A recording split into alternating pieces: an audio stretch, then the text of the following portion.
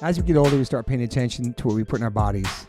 I personally have been listening to my body since I was 18 when I went vegan. I've always been focused on my health. It's super important, mental and physical health. But it's really important for people who are just starting to get more healthy and trying to step up their life. Doing your homework, reading the labels, researching and verifying everything that's quality. It's part of the game these days. That's why I started drinking AG1s. I'm so proud to have them sponsor my podcast. AG1 is a foundational nutrition supplement that delivers daily nutrients and gut support and is backed by multiple research studies so you can trust what you're putting into your body. We're all so busy these days, so just throw a pack of AG1 in the morning into a cup of water and shake it up and drink it. I love the way it tastes. I do it every single morning. It's part of my routine. I bring the packets on tour. It's an incredible life changer for me. Many supplements only reference research from ingredients in their product, but I trust AG1 in my daily routine because it's constantly putting the formula to the test. It's backed by multiple research studies, and one of those research studies, AG1 was shown to have double the amount of healthy bacteria in the gut, which is super important because these help digestion in the immune system and the immune health. And these bacteria are known to help with digestion as well, gas and bloating, which I freaking need. And it also promotes regular bowel movements, what I can attest to. In another research study, 97% participants felt more energy after 30 days, and 91% of the participants noticed that they needed less coffee after 60 days. I quit coffee like 5 months ago. I know I'm good on that. But AG1 is packed with a variety of nutrient-dense ingredients and is the perfect complement to my healthy diet. I drink it because I know it's going to work, and it gives me a peace of mind covering all my nutrition bases for the day. In fact, I trust it so much, that's why I'm spreading the word about it. That's why it sponsors my podcast. Thanks to Angie Huberman for turning me on to AG1s, connecting me with them, and now they're part of my podcast. It's so easy and satisfying to start your day with AG1s. Try AG1 and get a free 1-year supply of the vitamin D3K2 and 5 free AG1 travel packs with your purchase at drinkag1.com/OLLC. That's drinkag1.com/OLLC. It's never been a better time to focus on your health and wellness and get back on track, man. Take control of your daily health. Health is wealth. Got to give a big shout out to Liquid Death. I've been in a band called H2O for 30 years, and my first real job with a company is a water brand. Go figure. Love you, Liquid Death. Love the people. Love the brand. Love the concept. Love what they give back. Love the community. Love what they do for the environment. You can go liquiddeath.com/OLLC and get free shipping on any of their merchandise that they make. They have such incredible collabs. Also, if you want to hear the story of the CEO, my good friend Mike Cesario, on the podcast, you can go to episode 115, part 1. And then 2 years later, we dropped a part 2, which is episode 275 with the CEO, Mike Cesario. Just a man from Delaware with a dream, worked at a marketing company, and made this become a reality. Liquid Death is an incredible company, incredible water, incredible people, and I'm super, super honored to be part of them. They sponsor my life. They sponsor everything, my family. So go liquiddeath.com/OLLC and get free shipping on anything you want to buy on that site. If you want to get water, it's exclusively on Amazon.com. Murder your thirst, y'all. Okay, welcome to the One Life One Chance podcast. I'm your host, Toby Morse, as you know. I have a very special guest, Mr. Nick Ghanbarian, here today. What's up, Toby? How you doing, brother? Thanks for being here. I'm good, man. Also, happy belated May 4th to you. Yeah. I know it's a big day for your big Star Wars fan. It is. You know, we just wrapped up a tour. We were in New York, so that's cool. There was way too much. For Star Wars Day? Yeah. Damn. There was way too much. We were in New York. The Rangers are in the playoffs. Bad Religion is my favorite band. They were playing the Pier. Dua Lipa was hosting Saturday Night Live. You like Dua Lipa? Oh, I love Dua Lipa, yeah. Oh, yeah, she killed it. I watched that. Yeah, I didn't see it. Yeah, I've literally been home not even 48 hours from tour yet. Damn, you're fucking nonstop. Thanks for being here, man. Of course. The last show was in Boston, right? Yeah. It was great. How do you guys do in Boston? Good? Great, yeah. It's definitely it's one of the better spots. I mean, we ended that whole tour with a bang, like Philly, New York, Boston. Yeah. It was great. It was a hard nut to crack for H2O back in the day, playing Boston with all the rivalries. Yeah, right. Yeah. Even like the sports stuff. It's like I don't even care about sports, but there's always been like the whole like Boston, New York thing. But yeah, definitely. But I feel like Boston won though. Yeah. They keep winning. So everything's going good. I saw we talked a few minutes ago outside. You got injured a little bit on your arm. Oh yeah, man. Yeah. Just it's what's crazy is I a week before that, I hurt my leg playing, and you did? Yeah, so that went away. Are you always getting hurt or no? It's new as of like last year. Last year I got off tour and had another leg injury thing, and this year was just like, I think it was more of a sleep injury, which just happens when you're older. I just woke up in the middle of the night with some weird arm pain. It wasn't like my thing is all mental. It's like if I was doing something stupid and I hurt myself, I'd be like, okay, I deserve that. But when I'm just sleeping and I wake up with like a numb arm, it's so like mentally disturbing. So I hate it. Do you stretch a lot? No. I was just That's the thing, dude. I know. Arun from Saves the Day saw my Instagram post, and he's like, "Do you stretch before you play?" I'm like, "No, I'm not some loser, but I'm just joking." and also drink a lot of water too. Yeah. No, I crank water, and I definitely it's becoming clear I need to prep more for. Here's the real question though. What kind of shoes you wear on stage? Oh, Vans, bro, dude, so bad. It's so bad, dude. So bad. I talked to Josh James from Stick to Your Guns about this because he was having crazy issues. Yeah. He jumped around his whole life in Vans. They look really cool in the photos, and Vans are classic. Vans are dope, but like, I don't know, man. It starts hitting your back and stuff. Yeah, dude. I'm a poser. I don't wear Vans any other time, but I'm like, I gotta wear them on stage. Really? So, yeah. I know you're wearing boots right now. I'm wearing Docs now. Yeah. So do you never wear like running shoes on stage? Obviously. No, I have like, I don't know. I see people in Hokas now on stage. Yeah. I'm too image oriented. I don't want to wear like shorts. Something about it, like, and running sneakers. I'm like, I don't know. It doesn't go with the look. Yeah, I don't know. Like imagine the Ramones wearing like Nikes or something. I know. So they look so cool in Converse. And I wonder how their backs were. I just got to spend like triple the amount of money that I would on like Converse or Vans on like insoles. You know, like that's what I got to do. Got to have $150 insoles. Yeah, it's really true. Like all the jumping around we do and everything, and like it's crazy. I can't help it. Like I said, I hurt my leg in Chicago, and the next night I forced myself to do like 50% less moving around on stage. Like I feel like I love playing. Yeah, and so much of it is physical to me. It's not just sitting there and playing correctly. It's like I need to like move around and have this like frenetic energy because that's what I want the crowd to do. Totally. And my band like Jack and Anthony are busy playing music. They're busy singing and playing lead guitar. I want to jump around and have fun. So like it's part of it for me. And in Cincinnati, I feel like I had a bad show because I was like move around less. And I was like, wow. I was like, I don't know how to not do both at the same time. It's hard to control yourself. Yeah. I love it. And then you think you have a bad show, but people don't notice except for you. No.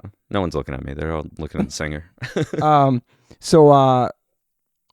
There are worse things than being alive. That's kind of a hard title for a right? Yeah. How's it going with the new record? I listened to it last night. It's really good songs in there, man. It's good. I mean, it sounds a little different style than the other Bayside stuff I heard, maybe. Yeah, we've kind of in the last, I'd say since 2019, we started to get a little heavier and more aggressive. Yeah, that's what I was gonna say. More heavy, yeah. It's conscious, like I think that we've been a band for 24 years. We've had our own thing in our own style, kind of our own take on everything, and people gravitate towards it. I feel like it's like a blessing and a curse. Like people love what we do, but there's also like maybe a ceiling to it. But yeah, I mean, we just felt like if we're gonna keep doing it, which we wanted to, that was never in question. We were like, well, let's lean on our influences more. I feel like we were maybe we were trying to write like, I don't want to say poppier, but more like just easier on the ears, like punk and emo music. Mm-hmm. And trio vibe. Yeah, definitely. It always has been. But like we definitely have more metal and more punk influence than that we weren't leaning on. So we just started to get into that groove. And with our 2019 record, Interrobang, was the first time we worked with Cameron Webb, and he really, right place, right time. So he's the person who gets what we wanted to do and was a good like fifth person in the room while we were doing pre-pro for that record to really understand, here's what you guys should sound like heavy, like, because in a way we never, even though they're metal and heavier music was like influence and we like listening to it, we never wrote it necessarily, and then had to integrate it into our sound. It's really worked, and it's weird to say, but I feel like we're still kind of learning how to do it too, like it was better on this record, and I could only imagine, and our fans are really liking it, which is great. That's cool. And it's helping us make new fans, which is like our entire goal, is to never stop doing that. So 100%. so yeah, it's going great. I mean, the heaviness, it's fun to play. It's going well. Like it's really hard, as a band to put out new songs that people like right away, and man. and our fans like our new music right away, which is great. That's really great. It's cool. Is Cameron the one who did the Motorhead records and stuff? Yeah. And he did trio records too. Yeah. I did I sang on this Urethane song from Caballero's band, and that guy was producing it. Yeah. And I hadn't sang on any records in years, and it was crazy to have like a real producer telling me. That was like 2 or 3 years ago. Yeah, he was really cool though. He had all like Motorhead stuff in the studio and stuff. No, he's done a lot of good stuff. He's done everything from like Motorhead to like Yo Gabba Gabba. Oh, that's right. He's super legit. Yeah, man. He's good. He just gets it. He just like, as corny as it sounds, like he just wants a rock, and it's like that's important. You get someone who wants to hear something that will sound good live. Like for the first time ever, I think for the last 5 years, whatever we're recording in the studio is just like what we're playing live. There's no extra thing. There's nothing that we can't replicate live, which is great. Because I think for, the first half of our career, we were kind of pushing the envelope a little bit. And then we're not like a normal emo band where we were big 20 years ago and we're like coming back now. It's like we were small as shit 20 years ago, So it's like we were putting like fake tubas and shit on our songs 20 years ago that we never could have replicated, And now we're just like, there's 4 of us in the band. What could 4 of us do live on stage? And it's more powerful. It's more energetic. It's really it's coming through. And I just think that we have a chip on our shoulder. We always have something to prove. 24 years in, we have something to prove. Still, yeah, absolutely. What do you think? What do you think that's from? Never reaching it's being goals. Like a New York band, I don't know. Yeah. I mean, it's never reaching your goal. It's the carrot. You guys got the longevity though. Yeah, I mean, it's incredible. I always say it's like the carrot in front of you all the time. We just can't get to the carrot. There's no resting on our laurels. We want to, we want to be Bad Religion. They're 60 years old on stage, that's Killing our it. goal. Yeah. Killing it, dude. Another band, every time I see them, they're better than the last time. Circle Jerks, yeah. 7 Set, all these bands still playing. It's incredible.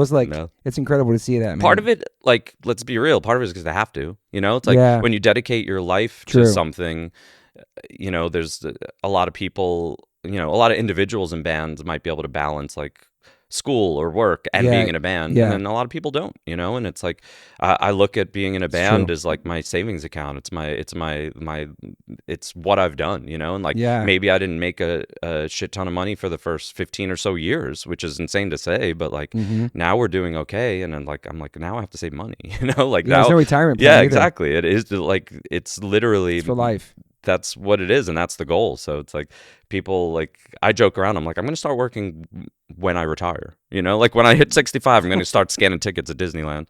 Have you only been doing the band for this many years, or you had some jobs along the way? Nah, not really, not too many jobs. That's pretty amazing. Little dude. like odd jobs here and there, but I've really I want it to be what I do, like I want it to be everybody in the band is full-time band. No, everyone does different things. Yeah. Like, anybody have kids in the band? Jack and Anthony both have 2 kids. Okay. Yeah. Me and Chris is married. I'm unmarried. And me and Chris don't. Yeah.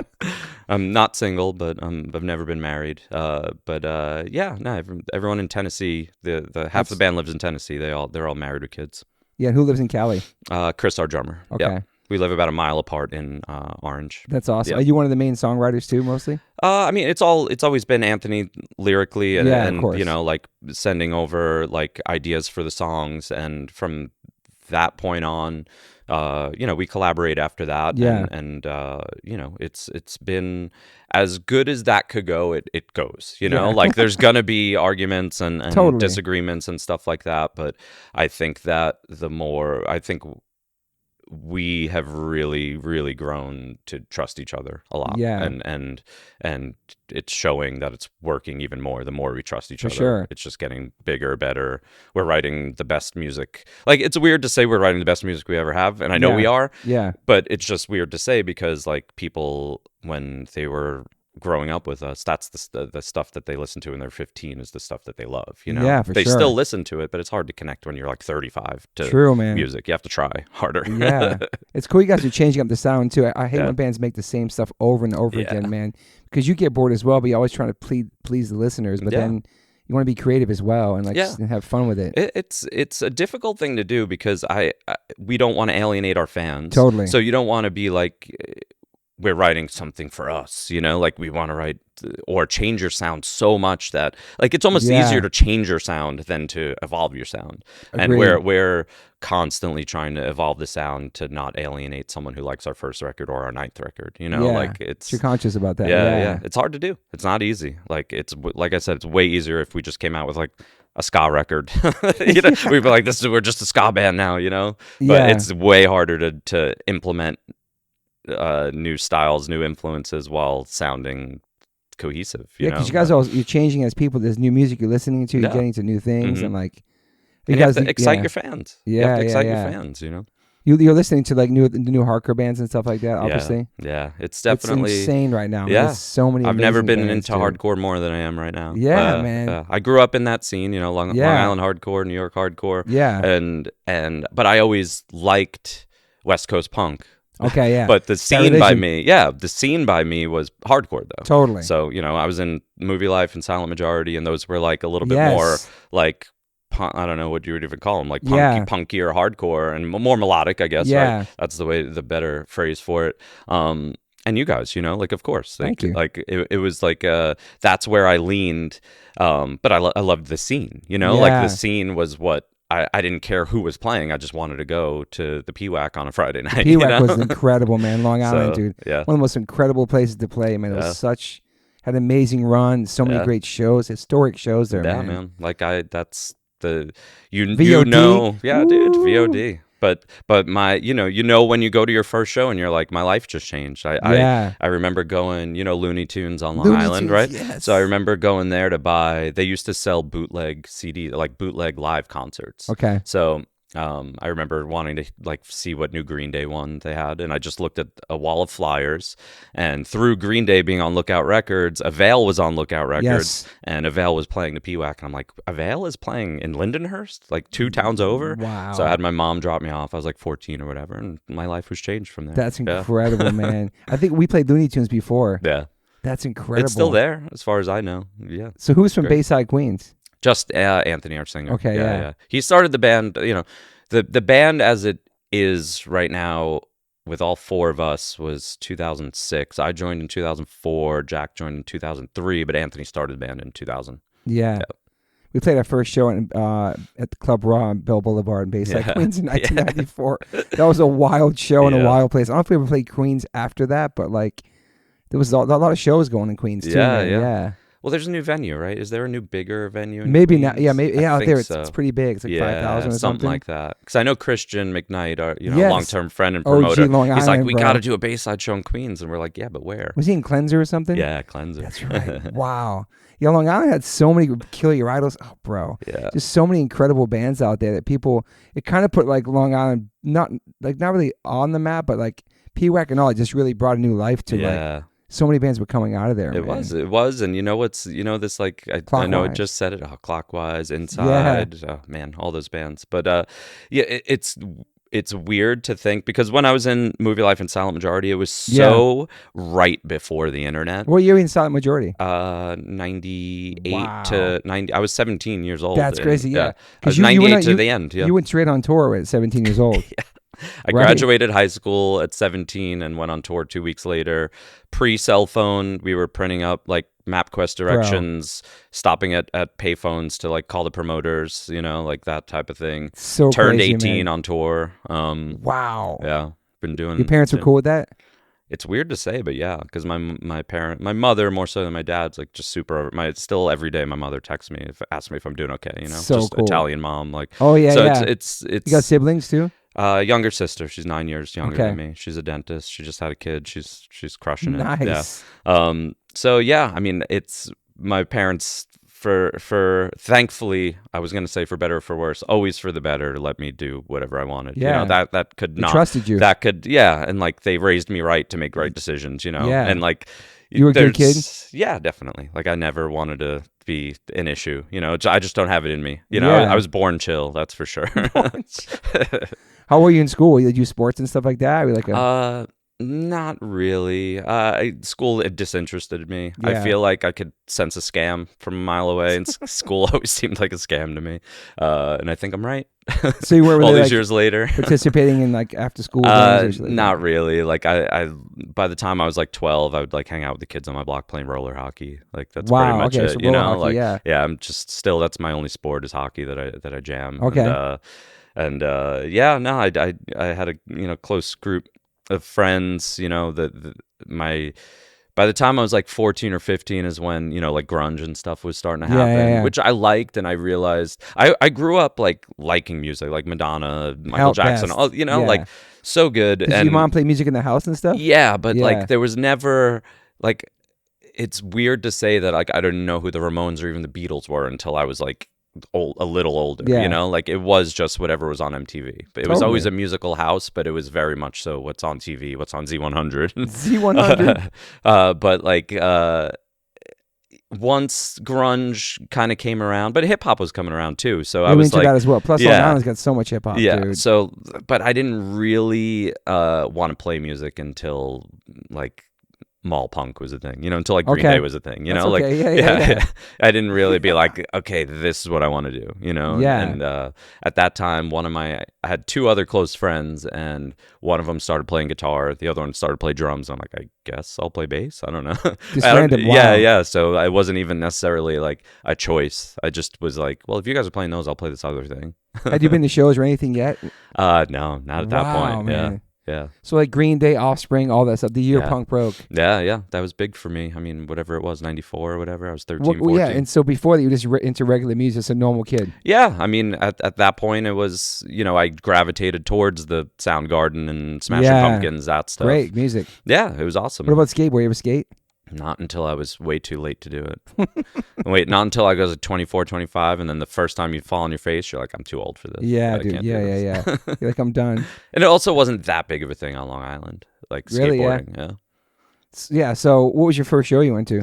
It was all local bands plus a Veil. So it was a Veil. Oh, that's right. Yeah. Garden Variety, Garden Variety. Warped, Weeble Wobbles, and Bad Trip, I think is who Bad it was. Trip, Yeah, wow. Yeah. That's crazy. Yeah. And then from that point on, I just went to every. Do you know anything about Bad Trip? No. Okay, this singer Marco Siega, Mhm. he directed Sid Wait 1 Minute More video. He went on to do Enema of the State, all those videos for Blink-182. Oh, wow. He went on to work. Now he just did the whole season of Dexter. Oh, man. He like That's just sick. went up and up, man. So shout out That's to Marco great. Siega. I think he was from Long Island or Queens, I want to say, but yeah, he sang in Bad Trip. That's sick. So he has That's a great. crazy career of Yeah, all yeah. these amazing videos. That's man. great. So yeah, so that was your first show, and that was it. Once you go, you find your tribe. This is it. I'm Exactly. into this. And Yeah. like, I would just went, and I mean, honestly, like a couple of years passed, but that's also how I wound up being in the Movielife. Like I was just. I wasn't necessarily like in that like Lyndon Hurst Silent Majority crew, Yeah. but like eventually they were just like, this kid won't stop coming to shows, And like what happened was, so when the PWAC closed and they opened that when spot, did they close? I mean, it must have Did been. it make it to 2000? No. Okay, It was yeah. like probably 96, 97, Damn. maybe even a little earlier. But Eddie Reyes, formerly Yeah. Taking Back Sunday, and That's a bunch of other right. bands, he just came up to me when he was done with like Inside and Clockwise and was like, "You come to every show? Do you play any instruments? I'm starting a new band." And So cool. yeah, and that was it. I was like, "Yeah, I'm 17. I play bass and a little guitar, like whatever." And he was jamming with these two dudes, Alex and Evan, who are in like an indie rock band called the Sand Pebbles. Okay. So we were writing songs with no vocalist, and that's when I think we had tried out like one other person before Vinny Caruana tried out, and that Wow. wound up being the Movielife. Yeah. That's crazy, man. Shout out to Vinny, man. What Yeah. an amazing Oh, human, we tour too. together still all the time. Yeah. We were on tour. He was with I'm the Avalanche last year. A year Yeah. ago, we He's doing brought them some on tour. anniversary thing too right now. I saw or something. I think it's 20 years of yeah. Avalanche Great right now. songwriter, great kid. Just the best, yeah. So that was good. it. So are you working jobs and stuff when you get out of school? Or you just strictly in bands? Oh yeah, no, I was a mall kid. I worked. So you at, worked like, at the mall, yeah. Yeah. I was worked at all the worst stores, like American Eagle, Abercrombie. Like Wow. I wound up being. What's funny though is like, so Urban Outfitters opened at Roosevelt Field Mall in Long Okay. Island. I think it was touted as the first like mall Urban Outfitters, because at that point when I was growing up, like I would ask my cousins to bring me to like Urban in the city because it was sick, like the Damn, Urban yeah. Outfitters was dope, and like as a Long Island kid, I'm like, I'm getting shirts no one has, That's true. They love so music they, shirts. they Yeah. they opened in Garden City, Long Island. And at that point I had some retail experience and it was a good job, like, but I loved that you could just play whatever music you wanted. They would send like boxes of CDs, but Oh, like wow. not really check on what you were playing. So I'd be like, I'm playing my own music, So it was like That's an cool. easy job where like it was very compartmentalized. Whatever, it was a good job. Got to listen to good music. But that's how I met Anthony, because our mutual friend Heather hit me up and was like, hey, this dude Anthony from Bayside needs work when he's off tour, and I know you understand that lifestyle, like would you like hire him? And I was like, yeah, sure, whatever. And he worked like maybe a couple of shifts. Wow. And the cool. long and short of it is he was like, I'm going on tour all summer with Fall Out Boy. I think my bass player is going to quit. I had just started to play music again at that point. Yeah. And he knew that, and he's like, would you ever want to like go on tour again if my bass player quits? And I'm like, yeah, I mean, whatever, like I'll think about it. Yeah. And he came home from tour that summer. I think it was Fall Out Boy, Armor for Sleep, Bayside, and Crazy someone. tour. Yeah, and it was all still in like 400 or 500 cap at Wow. that point. So he came home, he's like, my bass player and my drummer quit.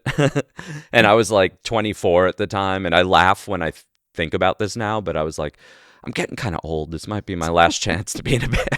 24. Yeah. It would kill to be 24.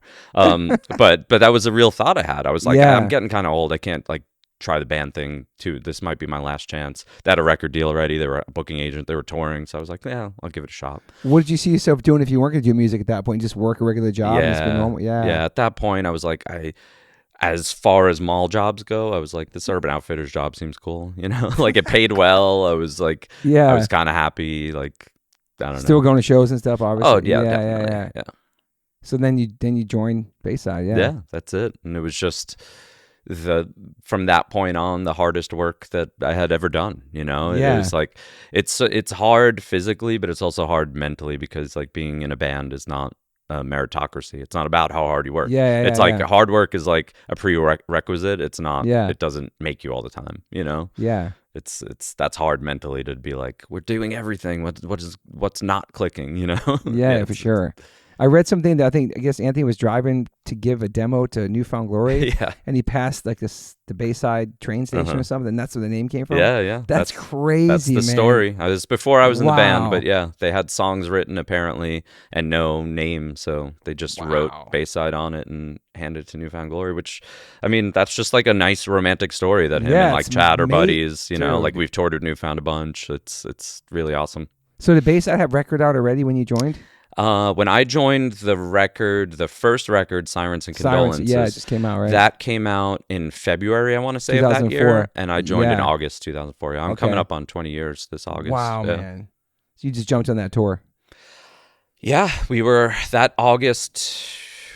I don't really That was remember. Victory Records too. Wow. Yeah, the first 4 records. Four. Wow, that must have been a crazy journey. Yeah. It was, it shaped us forever in good and bad ways. Totally, you really learned the music industry for sure. Yeah, I mean, there's a very specific reason why we're only. I don't want to use the word successful, but we only really clicked in America and not anywhere else, because that dude only put our records out in America, basically. Wow. So like we so going to Europe for the first time later on must have been amazing once you had stuff, stuff over there. It's amazing, but like I'm talking about like 10% of the crowds we draw here, we draw anywhere else in America. It's like a difficult thing. When people ask us why we don't go to Australia or UK more often, I'm like, it is a legit different world where we still lose money. Like that's the world even now, we live the internet and stuff too. Yeah, I mean we're going to the UK in June for the first time since 2017. Okay, and we're considering that we're not going to make money, but we're putting in the work. Like we're definitely. It's a quick 5-day trip. I can see UK loving you guys too. Yeah, man. no, I mean we have fans, but it's just so. It's just a different scale, so it's like harder to make money to cover expenses. How about Canada's good for you guys? It's okay. I mean, Toronto, America's America, yeah, but that all has to do with distro. It all has to do with distribution, and like that's the shitty gift that keeps on giving from Victory Records back in the day. That's crazy, bro. That's so nuts. Yeah. You forget about how important that is too. Yeah. Just have it out there, especially back then. Like. Mm-hmm. We had some internet, but it wasn't like this. Yeah. This is everything. Mm-hmm. We did that kind of too. Like we really wanted to be bigger in America, so we always did every tour in America. We kept blowing off of Europe. All of our Sick of It All was going there. All these bands, Madball, all these bands were going there and building and building. Then we finally waited to like really started going there really hard in 2008, and it was we waited so long, but like it was worth it. Yeah, we were just nervous about going there too. Yeah, I don't know why. I love it. You know, I love traveling. Yeah, me too. I take it a little personally that we don't like pop off over there, but like I want to. You know, we still put in the work. We talk about it all the time. Yeah. We have a plan. You know, we're going this year. Yeah. You know, next year's our 25th anniversary of the band. We'll definitely be doing some overseas stuff. So yeah, we're putting in the work, and we're you know, we're an unsigned band once again. Unsigned right now. Yeah, and we just. That Who put the newest record out? Hopeless did the last few, and you know, whatever we do with our decision, you know, a lot of it will be based on how they could help us internationally. Like, yeah, for sure. We never stop working or wanting to like figure out like what's next in our career. I said it earlier, but there's no laurels to rest on. That's for sure. Yeah. So the first 4 were on Victory. Wow, dude. Yeah. First 4 was on Victory. We had a real brief like moment of hope where. So Wind Up Records put up, you know, at that point they were interested in us, and they had done Evanescence and Creed and stuff, but they were technically an indie label. They were like family owned and all this stuff. They loved us, and they were, you know, the quick story there is like they were like, we're pumping money into you. We're going to give you everything you ever wanted from Victory, and they were, and they gave us Gil Norton, which was our dream producer. Sick, yeah. We were writing the best music that we could at that time. It was coming out great. And in the studio, it was a family-owned label, husband and wife, and they decided to get divorced and froze all the assets to sell the label. And like while we were in the studio, like everything that they were like promising, which they were doing up until that point. Yeah. There's no reason to think that they were like lying or being deceitful. Yeah. They were doing everything up until that point, but the second they decided to get a divorce and like freeze all the assets for the label and all this stuff, it was like, all right, here's just another Bayside record. Like we just wound up like having like the rug pulled out from under us. But I mean, which record was that? That was Killing Time. Killing Time, yeah. So then that was 2011. Yeah, that was our Rogue one, like our Rogue album. Everything else after that was on Hopeless after that. Yeah. Wow, man. That's crazy, man. Yeah. You had a little gap too between Shutter and Killing Time too. Yeah, a couple years, right? That was probably the most we took. Well, when we were on Victory, we did a record a year because we wanted to get out of our contract. Dude. You know, we had a 4-record deal. And we were just like, we gotta, you know, we see people around us. Sentence. Yeah, we saw people around us getting screwed. We weren't like successful enough to sue him for the money that we wanted. You know, and other bands were, and they won because he was a lot of bands won. Yeah. So, but we weren't successful enough to do that. So we were like, let's just write music and get the hell out of here. You know. So we did literally. You know, it's funny. We did 6. Out of our 4-record deal, we did 6 records because we did an acoustic record and a live record too. Like just yeah. Like it's wow, dude. It was always this kind of, you know. Is that record label over now? Is it still around? Yeah, no, it's gone. Yeah. Oh wow. Yeah. Okay. For a while. I think he sold it or something. Yeah. I think he still signed bands or anything. I don't know. No, I think the back catalog is just owned by someone else at this point. Crazy, dude. That's wild, man. It's a lot to live through and persevere through, you know? Like, that's what I, you know... especially that label, man, for sure, because I heard a million stories about it. Yeah. So it's like... It was a weird, you know... I don't want to bring him up. But what made you that decision to sign to Victory? I wasn't a part of it. I joined after the record. But I mean, it's at that point, it's like, yeah, they're hot. Like, Taking Back Sunday and Thursday at that point, dude, you know? Yeah. Why not? That's a good point, actually. But you know, it's weird to bring up this connection here. But totally, when Donald Trump became more of a thing in the you know, in the world, where you got to be like, I know who that guy is, but now I really know who he is, and he sucks. Like, I'm like, I think I dealt with this guy, and he was the owner of Victory. You know, like. It was like point. A really like a real parallel people, and I was like, a lot of the stuff that he's saying or does, I dealt with as a record label owner. It was really strange. That's crazy, dude. Yeah, really strange. Well, at least you're off that and free. Yeah, I mean, it's Hopeless has been nothing but good to us. Yeah, you are know? they out of California, Hopeless? They're Van Nuys, I think. Okay, yeah. They're definitely in California, but they've been great. Awesome. Such a good family over there. I think you know, I think we're just probably both looking for different things at this point. So yeah, so yeah, it's cool. So it's cool 8 records total now.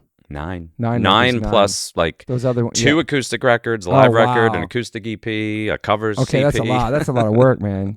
That's pretty amazing, yeah. man. I mean, we have to. Yeah, we have to do it. Is there one record you guys put out that was like a big record for you guys where it kind of changed everything for you in a sense? I would say like the new floor for us was Killing Time in 2011. Killing Time, okay. Yeah, that was yeah.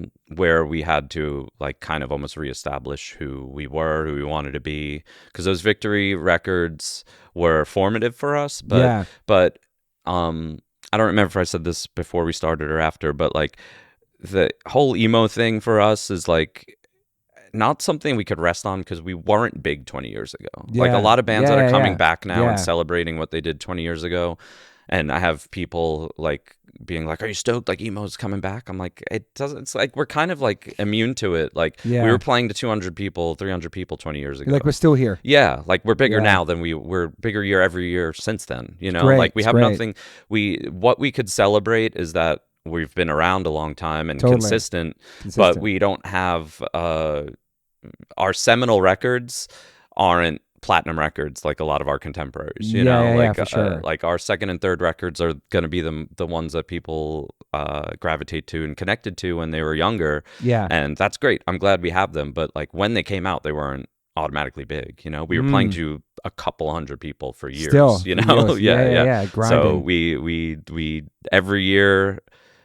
every year that Bayside's been a band has been the best year that we've had, and that still goes to 2024. Like we just got off tour and sold the most tickets, most merch. So Our new cool, record man. is the most 20 streams years we've in, ever had. dude. Yeah, it's great. Yeah, it's man. great. So the nonstop, man, consistency too, Yeah, and making good music and having a good fan base who like is open to. I mean, our fans, you know, it's without. I think it's an old No Effects line. It's like without them, we'd just be us. You know, it's Yeah. like our fans, they love us and they stick by us, and they welcome new fans too. You know, Yeah. like the fact that we're doing as many tickets as we are a night means new people are showing up, and are, you know, it's. In Boston, you know, it was the last show and I was getting sentimental, and I'm like, I think the first thing I said on the mic is like, look around, look at all these Bayside fans in Boston right now. You know, it's like 2,000 people here. It's That's like, incredible, dude. Like we used to, Anthony told a story, our first show in Boston was like upstairs at the Middle East. It's like 100 capacity. Yeah, I remember you know? that. I played it before too back in the day. Yeah. It's like, there's not even enough room for like 4 bands and all their gear to be in there, let alone rough. 100 people. It's totally rough to load in too. Yeah. So what was the venue in Boston? Roadrunner, that newer newer spot. Yeah, that's amazing, man. Yeah. It's cool. To doing that 20 years later, man, it's not a reunion. It's still you guys and like putting new music out. That's sick, man. It's based on, you know, that tour was us playing out of the 21 or 22 songs, like 4 brand new songs that came out on this new record. Yeah. 2 of them, I want to say, came out on like the 2019 record. You Yeah. know, like a solid quarter of that is new music, you know? Yeah. And people aren't just standing there watching us play new music. They're singing along, they're dancing, you know, like they're into it, which, like I said earlier, I think it's, if there's anything I ever like try to instill in older people who I know grew up in a scene or whatever, Yeah. it's like you do have to just try harder to like new music. It's not going to hit 100%, you dude. the way it did when you're 15 No, all the and growing gatekeeping up. shit's so stupid. Yeah. All that stuff. It's like dude. you do have to search for it, and you do have to connect with it as an adult, not as a 15-year-old kid. You know, And like, it's not it going takes to work. sound exactly how it was Yeah. when we get into it either. Mhm. And Exactly. it's a new generation of Mhm. bands and stuff. And it's Yeah. like what punk and hardcore was to us is not somebody else's. And it's not just a sound to me too. It's everything, you know? Yeah, no, the attitude and what people It's stand spirit, for. just- It's yeah, all everything. of it. Yeah. Mhm. So I think people Absolutely. can see that too. They can connect with like the being authentic Yeah, and real with definitely. it, you know? I mean, but you see that from like, you know, we were talking about Dua Lipa. I'm like, I think Yeah. that's authentic, you know? Like Yeah. I think that that permeates, you know? Like I Yeah. think as much as like that's a pop superstar worldwide, I'm like there's something authentic that like I connect to when I see her perform and stuff like that. Yeah. You know, it's like that is something that I feel like I just have like a bullshitometer, you know? I'm like I could tell when people don't mean what they're presenting, yeah, I you know. know? I also heard you're a pop country fan. No, never. I heard that's like something you can't stand. Yeah, speaking of bullshitometers, I mean, I just don't like pandering to lowest common denominator. It's such you a know? big thing now too. Totally, but it's because it's it's literally easy listening. You don't have to commit to it. You don't have to worry about like a scene. You don't have to worry about, you know, I'm glad people are listening to music. I'll tell you that much. Beyonce country record at all? No, I haven't tried it. So you guys had a 20th anniversary tour, but then the COVID just crushed that. That was like a big thing for you guys. Yeah, I mean, well, you were out here during the pandemic too, right? Yeah. I've lived here since I think I'm 8 years in, 2016, 2017. So that was about to go down, and then I mean, we named it, you know, 20 years of bad luck, and then it turned into more bad luck, you know? Like, it's crazy. We've had nothing, but we've always had to deal with things, and that was just another one. And what hurt you know, there's a lot of things that hurt, but what really was a real kick in the dick was we did a smaller tour in 2019, knowing that we were going to do a big anniversary tour. So we like purposefully did a smaller tour that didn't like gross as much money. Yeah. And then a pandemic happened. Yeah, we're just like, oh my God. Like, how did this happen? So you missed the 2020. Yeah, that's missed 2020. We just moved it, you know, we were one of the first tours that came back in 2021. We were opening venues. Like, people were like, this is our first show back on that whole, it was like late August through early October, I want to say. Things were getting announced and they getting canceled was kind of like still kind of iffy. Yeah, that was gnarly, dude. We were selling X amount of tickets, and like 75% of the people were showing up. That was a huge thing. I remember that. Yeah. It happened to us in New York. Yeah, because we had 2 shows that sold it a while ago. Then we finally moved them a year back, and then when people showed up, it was weird, man. Yeah, New York, our hometown anniversary show. We booked Terminal 5, you know, whatever it is, 3,000 capacity. Yeah, it's huge. It was a Tuesday night, and New York City had, like, every show had COVID restrictions. Like, you had to either bring your vaccine card or a negative test. Every show had that, except for New York City you have to be vaccinated to be indoors.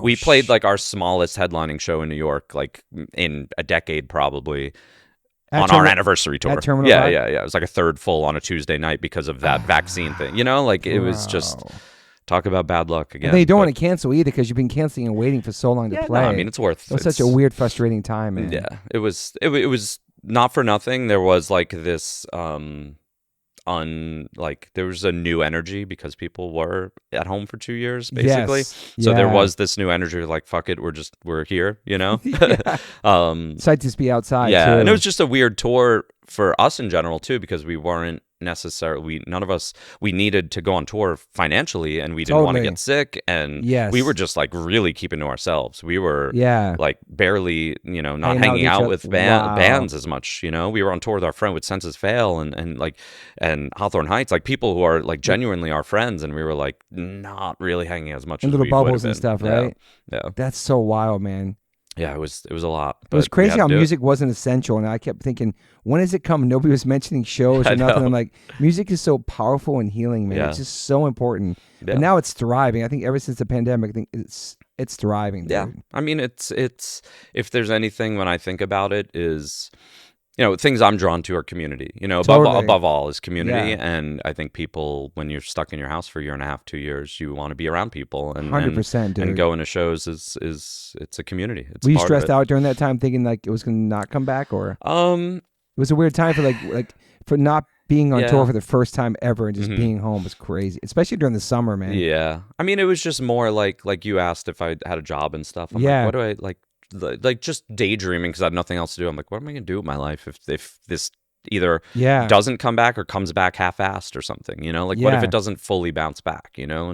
And you know, thankfully that wasn't the case, but it was weird. It was strange, you know? I kept afloat. I think during that we did some Bayside stuff, like we celebrated we did one live stream, but only to celebrate Killing Time, which had turned 10, and I think we did an acoustic EP just to do something, not only for us financially, but also like to get people to be involved, you know, like give our fans something to look forward to. That was wild, man. And then did you drop the That's Okay He Created book? When did that come out? We both got children's book. It's so cool, man. Probably a year and a half ago or so. Yeah, I had gotten close with Phil through Star Wars. That's, you know, of course, speaking of community, that's like, of course. that's a big part of my life is the Star Wars community. So we got close, and I just hit him with an idea. I was like, Yeah, I that's saw awesome. he did books for you and Yeah. like HR and just whoever else, and they did their own books, and I was like, I have an idea, and he's like, yeah, just send it over and we'll illustrate it. So That's it cool, was man. cool. It was great. I It's don't cool have to put- kids. I have a nephew now. One day he'll read it. It's awesome though. It's cool to put out a kid's book. That was wild too. Like Yeah. he hit me up about doing it too. I was like, I never thought about doing that, but it was Mhm. really fun and people loved it. It was awesome to do Yeah, something like yeah, that. it's great. I think I kind of have like the seedlings of the next one based around my dog. So Ah, we'll see. like a new dog book. Yeah, something like that. Did you have your Did you do a radio show too? The radio show. Yeah, Was that during the that's- pandemic or no? That was maybe right after. So that's always been a passion of mine. Like, Yeah. if I'm sure I've said it while we've been talking, but like, I know it's hard for adults to find new music and connect to new music, Yeah. and I just always like sharing music, and it's just so fleeting when you do it on Instagram as like a post or whatever. It's like, hey, I like this song. It's like, Yeah. who's really checking it out? So, I've always wanted. Me and Anthony years ago did a show on Adobe Radio. It's a difficult thing to do because legally you can't play other people's music for free, like, Yeah. so there's Yeah. always like, obviously like royalties and stuff like that. So Publishing there's also, no, yeah. like there's no real way to legally play other people's music in a radio sense, unless you're a radio station. But a couple of years ago, probably like 2.5 years ago, Spotify bought Anchor.fm and introduced something called like music or Talk plus music or something, where you could build a podcast in the Spotify backend and insert songs that were just streaming from Spotify. So all Wow, I the didn't know royalties were that. figured out. That's cool, man. So I flipped out and immediately started a radio show, podcast, basically. Do they still do that? They literally just ended it because I'm probably the only person who used that feature. That's incredible.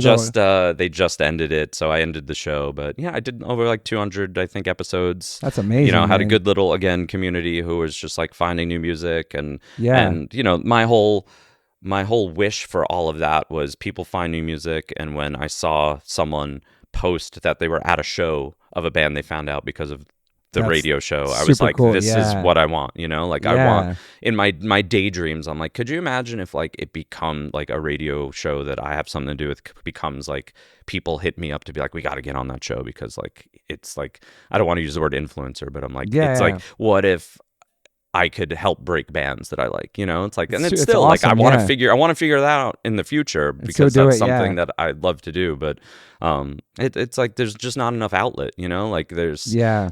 I appreciate where music is and music discovery is right now, but it's a little too algorithmic for me, like Yeah. I think being older, I like having a DJ, Yeah. like to hear them talk here and there. Yeah, it's nice. And just give you a little context, like it was more of a radio show than a podcast. Like Okay. I would talk, maybe the intro of the show, I would talk about my week a little bit, but then Yeah. everything else was basically in support of the songs or the bands I was playing. Like, here's when they're going on tour, they're putting out this new record, it's coming out here, they're on this record label. It's awesome, man.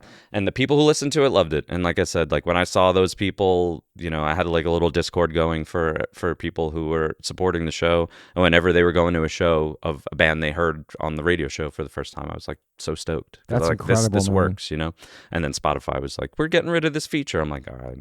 So you were Yes. like mid doing it, and that came out. Yeah, yeah. Wow, yeah. man. A couple, like 2 years or so into it, or maybe even more. I don't Then know. what about Thank the Maker podcast? That's still going. I'm doing. This is only my first podcast today that I'm doing. Is yours? I have to go. I have to go home and record Thank the Maker tonight. And That's so it's Adam from Story of the Year. Yeah. Who else is on there? and Ryan from Yellow Card. Okay. Yep. Wow, that's sick. Yeah, that started literally a month before the pandemic. Wow. So that was Kind of one crazy thing. timing. Yeah. Yeah, that was one thing that You could do during the pandemic. yeah. It was funny though, because so like Kristen, our manager, manages Yellow Card, and Adam and Ryan started the podcast Okay. first, and they were in California, and I got a call from Kristen, our manager, who was like, Ryan's doing a Star Wars podcast. They want to know if you want to be like one of the first guests on it. So they came over my house. We recorded a podcast. It was something like episode 5 or something of the podcast. And like the next day they were like, that was awesome. Do you want to like just be a host? And I was like, yeah, sure. That's cool, man. So I kind of like backed my way into that. Are they, so you're here. One of them is in Nashville. One of them is in. No, St. Louis. St. Adam's Louis, in St. Louis, and Ryan's back in Florida now. Oh, he's back in Yeah, Florida? Yeah, Oh, he's wow. in Jacksonville. Yeah. Oh, wow. Yeah. He was in Nashville, though, wasn't He he? was in Nashville. He was out here when the pandemic started. When he started Thank the Maker with Adam, he was out here, and he was like, "There's a pandemic. I'm leaving. I'm going back to Florida." Wow. So he was. He's been there since. That's all. It's all Star Wars, everything. Yeah. Yeah, that's great. I mean, that's such a big part of my life. Like we've turned that podcast turned into, we do a Star Wars party called Mosh Eisley, which is like basically like a Star Wars skinned emo night, and that's been like people sick. Cosplay, bring lightsabers. It's No so much way. fun. Yeah, yeah. And you've been into Star Wars your whole life? Yeah, I mean that's my earliest love. You know, Wow, like that's man. I joke around and say it's brainwashing, but like my mother was like, you were like 2 or 3 years old, just 2 feet in front of the TV and mesmerized. I'm like, that sounds like brainwashing. So you've but seen okay. Star Wars like hundreds of times, yeah, dude. yeah. I love it all. New stuff, old stuff, all of it. Did you ever hear yeah. like the correlations like with Straight Edge and Star Wars back in the day? No. It was some crazy thing that like a whole bunch of people like in Cabal and Earth Crisis Crew, they had like the whole company of like merch back then. They had like Straight Edge, like the sword. What is it, like Lifesavers? Or, like, Lifesavers, yeah. all that. So the whole thing with this. That's There was amazing. some weird thing with like Straight Edge kids loving Star Wars back then. I don't know what it was, but like, because I think somebody on there doesn't. I'm sure they don't drink on the freaking movie. I don't know, just something. One of the characters or something was really interesting. Yeah. No, I've never heard that. That's great though. So you guys just always talk about new things with Star Wars and Yeah, I mean, we at first when the podcast started, we leaned into music a little bit more. Yeah. You know, we had like, you know, dudes from All Time Low and Beartooth and Feldman on there. Like anyone we could pull, like Mike Herrera, anyone who we knew in our world that liked Star Wars. Yeah. We're like, we're gonna be like the music-y Star Wars podcast. But then like that just faded away and we're just nerdy Star Wars podcasts. You know, like now we're just breaking down everything. And are you watching all the new ones on the ones that came on Disney? Those are all good too. Yeah, I mean, you know, it really just depends what you want from it, and that goes for Star Wars music, anything. Like your expectations have to be a certain way, and like it's when I see grown men complaining that like something isn't the way it used to be, I'm like, why do you just want to turn into your dad? You know, like well, come on, man. So it's like you have to know that like not everything's made for you, and there's like. It's a really difficult thing to be Star Wars or anything that's been generational. Yeah, for sure. You have to worry about the new generation. If you want to include older generations, it's going to get a little like less good. You know, if you have a focused, like say a new Star Wars movie came out, it was only focused to like 12-year-olds. 12-year-olds would love it. But if you're focusing it on 4 generations of people, it gets a little murky and it's hard to do, you know? So it's like your expectations have to be, you can't be like a 40-year-old dude being like, Mom, I liked it better when I was 7. You know, it's like, come on, man. It's like people hardcore too. The same thing, though. Yeah, that's gatekeeping, like you said. It and is. It's just like not realistic. You know, like there's just. It doesn't mean something's bad. You know, like it's not for you. It's just like, watch the old one. What's your favorite one? Star Wars. My favorite one is always the last one of a trilogy. I just love the culmination of like the hero's journey. So plus like I was born in 80, and my first memories of Star Wars was Return of the Jedi. So that's like my last one, and that's Luke becoming Luke, you know. Like what year did the first one come out? 80. Oh, 77, sorry. So damn. I was born in 80. That's wild, and man. the first one I remember seeing, like, memory-wise, was Return of the Jedi. So that's crazy. Yeah.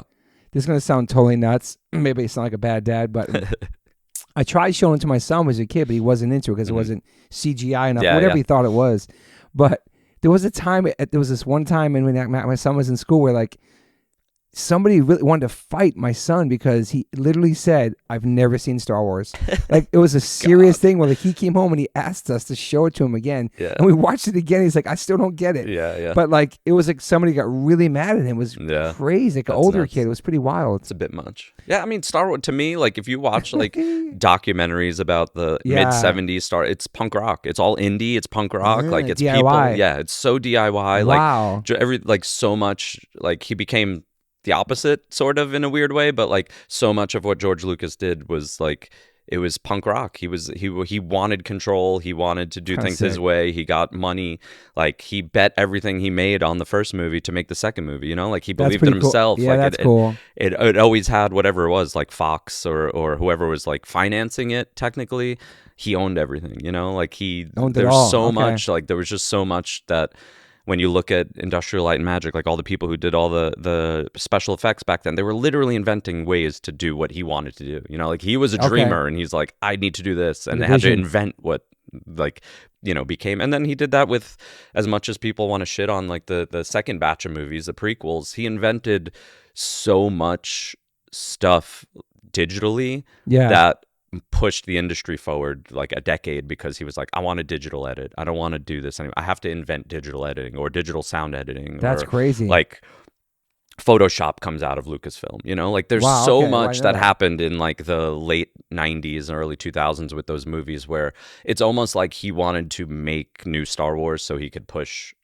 the film industry forward. It was less about needing to tell a story, but it was almost like 50-50, I would say. Like, I want to make things easier for filmmakers, so I have to like make CGI, you know, that type of stuff. That's crazy. Are they still making more Star Wars movies now? Yeah, I mean, it's all Disney owns it all for the last like over a decade now, and oddly enough, I think they're kind of just hitting their groove now. They've owned it for over a decade, and I think they just realized what they have now.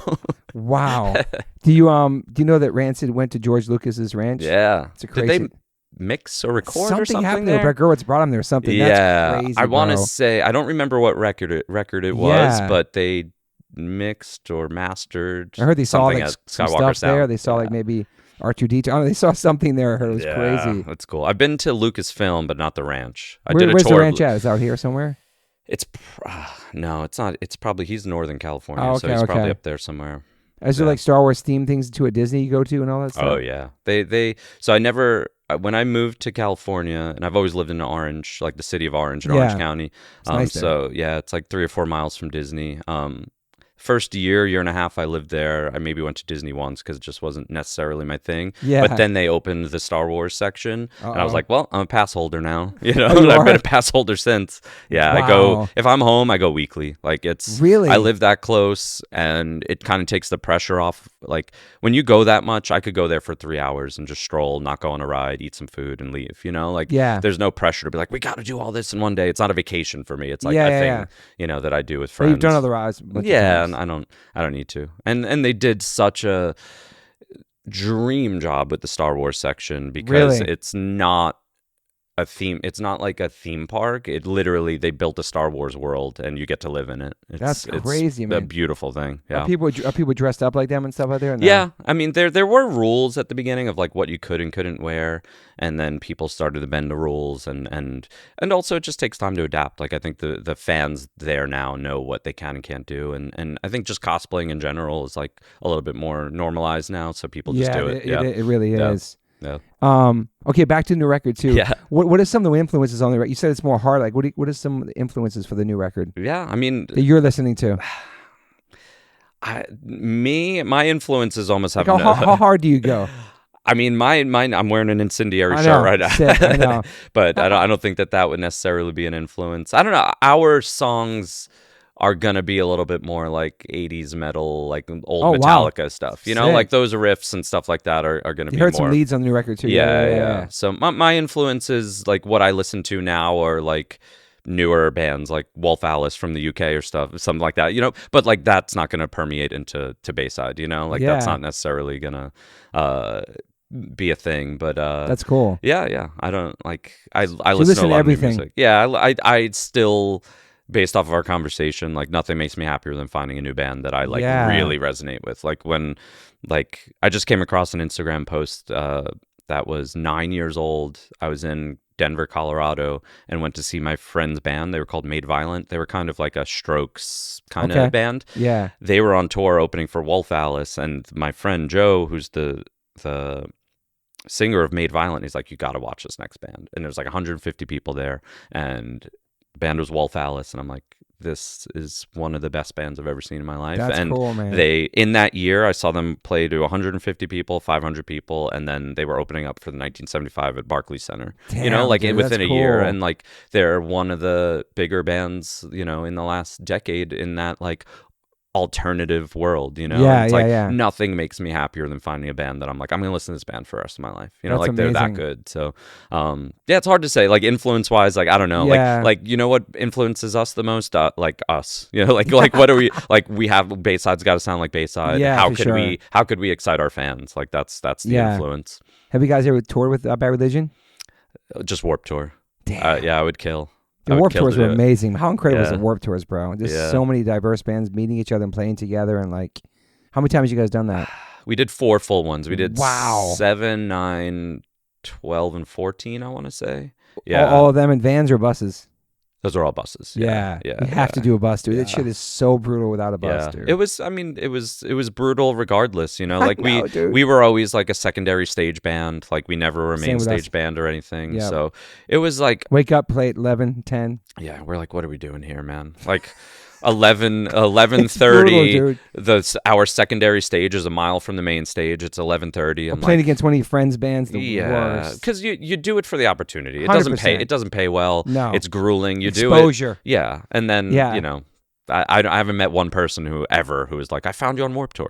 So it's like, I met people who heard us on the Warped Tour compilation CDs. Yeah, for yeah. Sure. That was cool back That's then. easy. The That's- Punkaramas and all that yeah. stuff. That was cool. yeah. When No, they- it's when they more just did about that. hanging out, and I did 2 full ones with my favorite band, so I got to see Bad Religion like 70 times. Oh, dude, you watch them every day? So you Oh, could- absolutely. wow, Absolutely. man. Yeah, they're formative. Love them. Like they're the only band I'll get like pit adjacent for. I won't get in the pit, What? but I'll get adjacent. Okay. I don't want to get hurt. Singer's it. like a crazy, like, genius professor who lives in Yeah, upstate New yeah. York or something. Like, yeah. travels by himself, I heard. Yeah. Drives his own car. Yep. All of that. Wow. I dude. heard all that too. I But, mean, those are the ones that kind of heard about, political things through those Mhm. kind of bands. Bad Religion, Dead Kennedys, Yeah. all the bands back then saying about stuff like that. It's wild to hear Bad Religion songs when they were in their late teens, early 20s, and living through like the Reagan era. Yeah. And you listen to some of those lyrics, and you're like, how did they know? Yeah. Like, how did they know what was going to happen? It's the singer's insane. super smart. Yeah. But like back then, without Suffer. the internet, how do you know? How do you know what? And then being that young, and then being right after all of Yeah. it, it's like Yeah. it's mind blowing.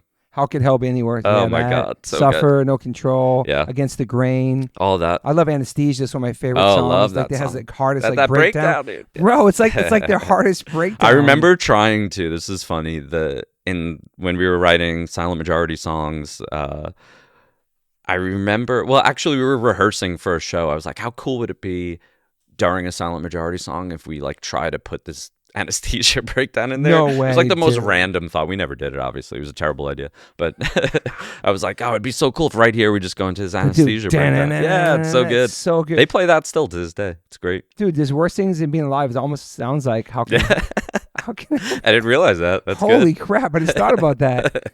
I don't give Bad Religion enough props. People think that because I don't post about them, talk about them, Yeah. that I don't like them. I saw some incredible Bad Religion shows Mhm. back in the day at the Academy, all different spots of Roseland. Yeah. We'd be in the crowd in the pit for them. Anesthesia, obviously, but like really great songwriters, really great songs, man. Yeah. Like it's just like and ahead of their time too, I think. Yeah, and to this day, like there was, they've been my favorite band since I was 13 or 14. What's the like one record they don't? Because I had Brett Gertz on the podcast. Yeah. There's one record he said we cannot talk about it. Well, I think he's probably taught. I didn't hear the pod, but like I think it's Back to the Known or Into the Unknown. There's one a synthy one, right? One of those. Yeah. It's like, oh, just skip that one. Yeah. I would say skip No Substance, which is the record that came out like late 90s, where I was like, oh, they're gonna break up. They're bad. Like this band. So there's they one got record you bad. don't like. Okay. Yeah. There's like literally one record where I was worried that my favorite band was gonna break up because it sounded like they didn't care. But it was more like I can't put that on them that they didn't care, but it was when Brett left the band. Yeah. After Stranger Than Fiction, I think this is all my own fan fiction. I think That's when he went to get help to like take care of him. So I remember that. I think Greg was like, Brett left the band, I have to write killer songs. So Gray Race was pretty good, and then it was like a hard fall for No Substance. No Substance visually was great. It was like this not telemarketing, like late night infomercial visuals, like so good. And then the record was like, oh no. And then I was worried for a couple of years. then it sounded like they tried a little bit more for New America, and I was like, okay, maybe they're trying again. I'm making all of this up. This is just me from. You ever talked to Brett Gurewitz about it? No. Oh, dude, I talked to him. But then he came back in the band around 2001, and that's when their whole second half of their career came out. Like, so they had the hit song "Going for a Walk." Going for a Walk was Gray Race, but that's yeah. 2001 when Brett came in. He wrote Sorrow. So, oh man, there will be and sorrow. They never looked back. Brett Gurewitz is an ill songwriter, bro. Producer, everything. Yeah. Would that be a dream to work with him? Definitely, yeah. He's like between being in Bad Religion, writing my favorite songs, and then like Epitaph. Like he's a hero. Wolves, all that. Hero, dude. Straight hero. Yeah, he's. When we signed to them, our record was about to come out. And we went to his house, and he said, "Hey, I'm not going to be here because I'm going to rehab." But he's like, "We're going to take care of you, blah, blah." It was a crazy moment because, like, with Brett Gurewitz, and we finally had a first record coming out there. But he went away for a while, and he got clean. It was awesome. Like, he let me stay at his house. Always like a G. We went to Epitaph for the first time. There was all these Voodoo Ghost Goes lowrider bikes. And like we liked him so much. Like, if you want him so much, put him in your contract. We put 7 lowrider bikes on our contract. We got them all. He sent them to us. That's so good. So like, just a total man of his word. Our trailer got robbed. They bought us a new trailer, bought us new gear. Yeah. Just like a family vibe over there. And like, he's just a real one. Brett Gurewitz is a real one, man. You do it right. You know, that Offspring record hit and turned it. And, you know, like, it's easy. Dude. It's easy to just be like, oh, yeah, like the label had a ton of money after that. It's like, yeah, but there was a plan and they signed more bands and it worked. You know, like he did it right after the label hit, you know? Yeah. So I heard he was like having like a garage full of Offspring stuff. Yeah. Well, that's why he had to leave Bad Religion, because to run Epitaph, you know, like you know a lot about Greg. That's great. You have a Bad Religion tattoo? I have like 4 or 5. Oh wow, dude! You gotta get me Brett Gurewitz. I'll make it happen. It's such a powerful logo too. It's like one of the most powerful logos in punk rock. I'm surprised that as many. I'm one of those people who I'm like, sometimes I leave the house. I'm like such a fan of things that sometimes I leave the house and I'm like, fuck, I'm wearing a Bad Religion hat and shirt. Like, you know, like that. I'm like, I should have looked at myself in the mirror. But, and then I have tattoos, you know, and it's like, I'm surprised more people when I'm wearing the Crossbuster, like I don't get more looks or people especially say these things. days. Yeah. It's more understanding here because I feel like more people know who they are here. Yeah. But like I'm very surprised, especially these days, like you said, that people because it's like, still what shocking to see. Yeah. For people, and it's like, so blunt. You can't confuse what it is. It literally says Bad Religion and a cross with it. You know, like just for like civilians and people don't know what it means. It's very like people get really offended by it probably. Yeah. But I wonder if nobody in the band's religious still. I wonder if like what the deal is. Yeah, I don't know. Be interesting now. I love Brian Baker too. He's such a great addition to that band, dude. Incredible, man. It's crazy to think. Yeah, I mean he's 30 years in the band now, but like that was a real moment for Bayside is when we were doing. I don't remember if it was 07 or 09 Warped Tour. When like Jay and Brian started to watch us, we started to freak out. No like way. We were like, "That's sick, dude." Okay, this is because also that was a weird time for Warped Tour where it was still like this hybrid, like Bad Religion, like kind of punk was half main stage, but then it was also like screamo was a big thing. It was. So I think because we sound the way we do, Bad Religion was like, this band's not screamo, you know, like let's and then having Jack be a ripper guitar player and like Anthony, you know, like not screaming, you know, like being a good vocalist. I think we caught the eye of them. And I don't remember if it was 07 or 09, but then, you know, it was a big one. It was Kent from No Effects, their tour manager. I think he was the first one to be like, you guys got to check out this Bad Religion band. So it was a really cool, like, to be kind of, you know, just kind of like a wink and a nod, like you guys are cool from them, you know. Yeah, of course. But seeing Jay and Brian watch us a couple times really it was awesome. And then that also just gave me like some confidence to like just go say my piece with all of them, being like, you guys are my favorite band, you know. That's I think you play some shows. I think it was gonna happen, man. I would love it. I mean, that tour is crushing right now. I saw my god, I saw the New York one that is. I wish, right? man, we were on tour the whole time. We played the same day. I know we said this already, but I had to. I hit up Dave, the drummer of Social Distortion, a month, like 2 months ago, probably. Be like, do you have any idea what the schedule is for your pier show? Yeah. Because we're playing the same night, and I know that there's a sound curfew on the pier. You really wanted to be there, yeah. And it was like thinking of New York, like Manhattan, they were playing here and we were playing here, and I was like, that's too far. Like the Bad Religion goes on at 7:15, and that's we so were going early. on Wow. at 9. Yeah, because it's sound curfew. Oh, That's why I was like, yeah. there's a chance. I saw couldn't do pictures it, look though. so beautiful Yeah, out there, yeah. man. It looks so cool. We had a show booked on the pier 2 years ago with Thrice, and I was so looking forward to it, and Thrice got COVID and we had to cancel.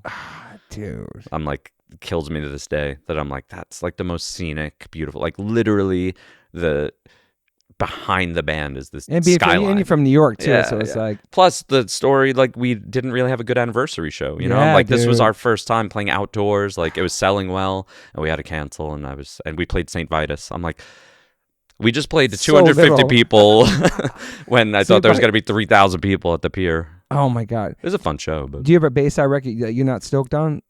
Like how Bad Religion has one?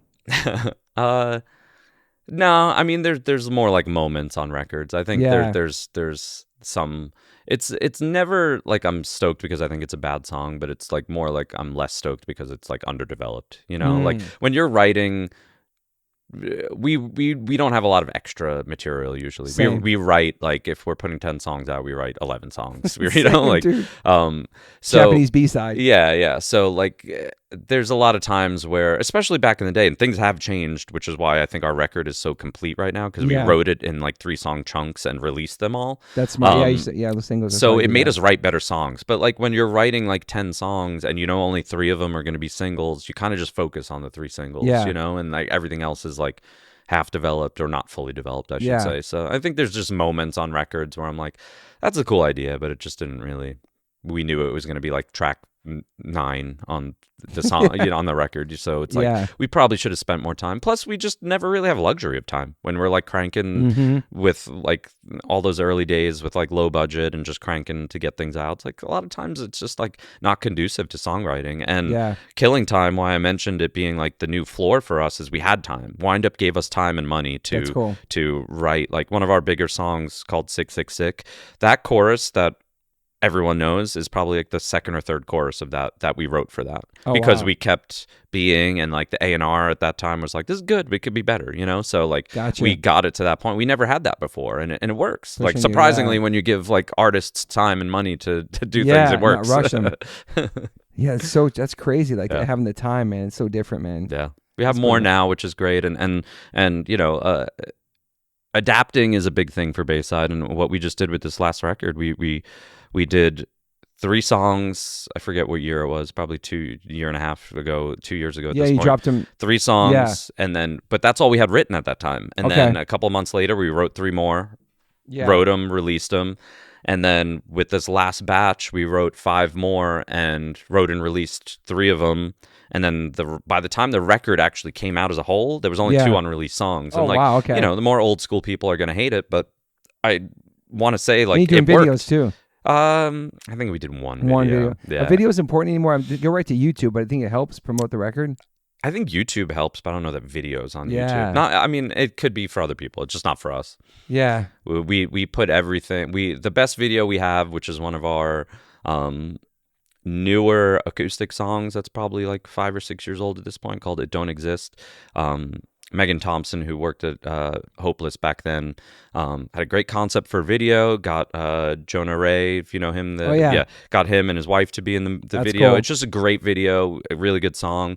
And we were like, this is the best video we've ever had. And, you know, the video did okay. You know, like Yeah. we can't do any better than that. And it still just did okay. So Yeah. we're like, let's just, we might as well take that like marketing money that we would do a video with and put it into Yeah. Facebook ads, you know? Like Oh yeah, it's- Facebook ads. Those probably help more for like promoting tours and stuff. Yeah, And definitely. social media too. Yeah. The necessary evil. Yeah. Are you on social media a lot or no?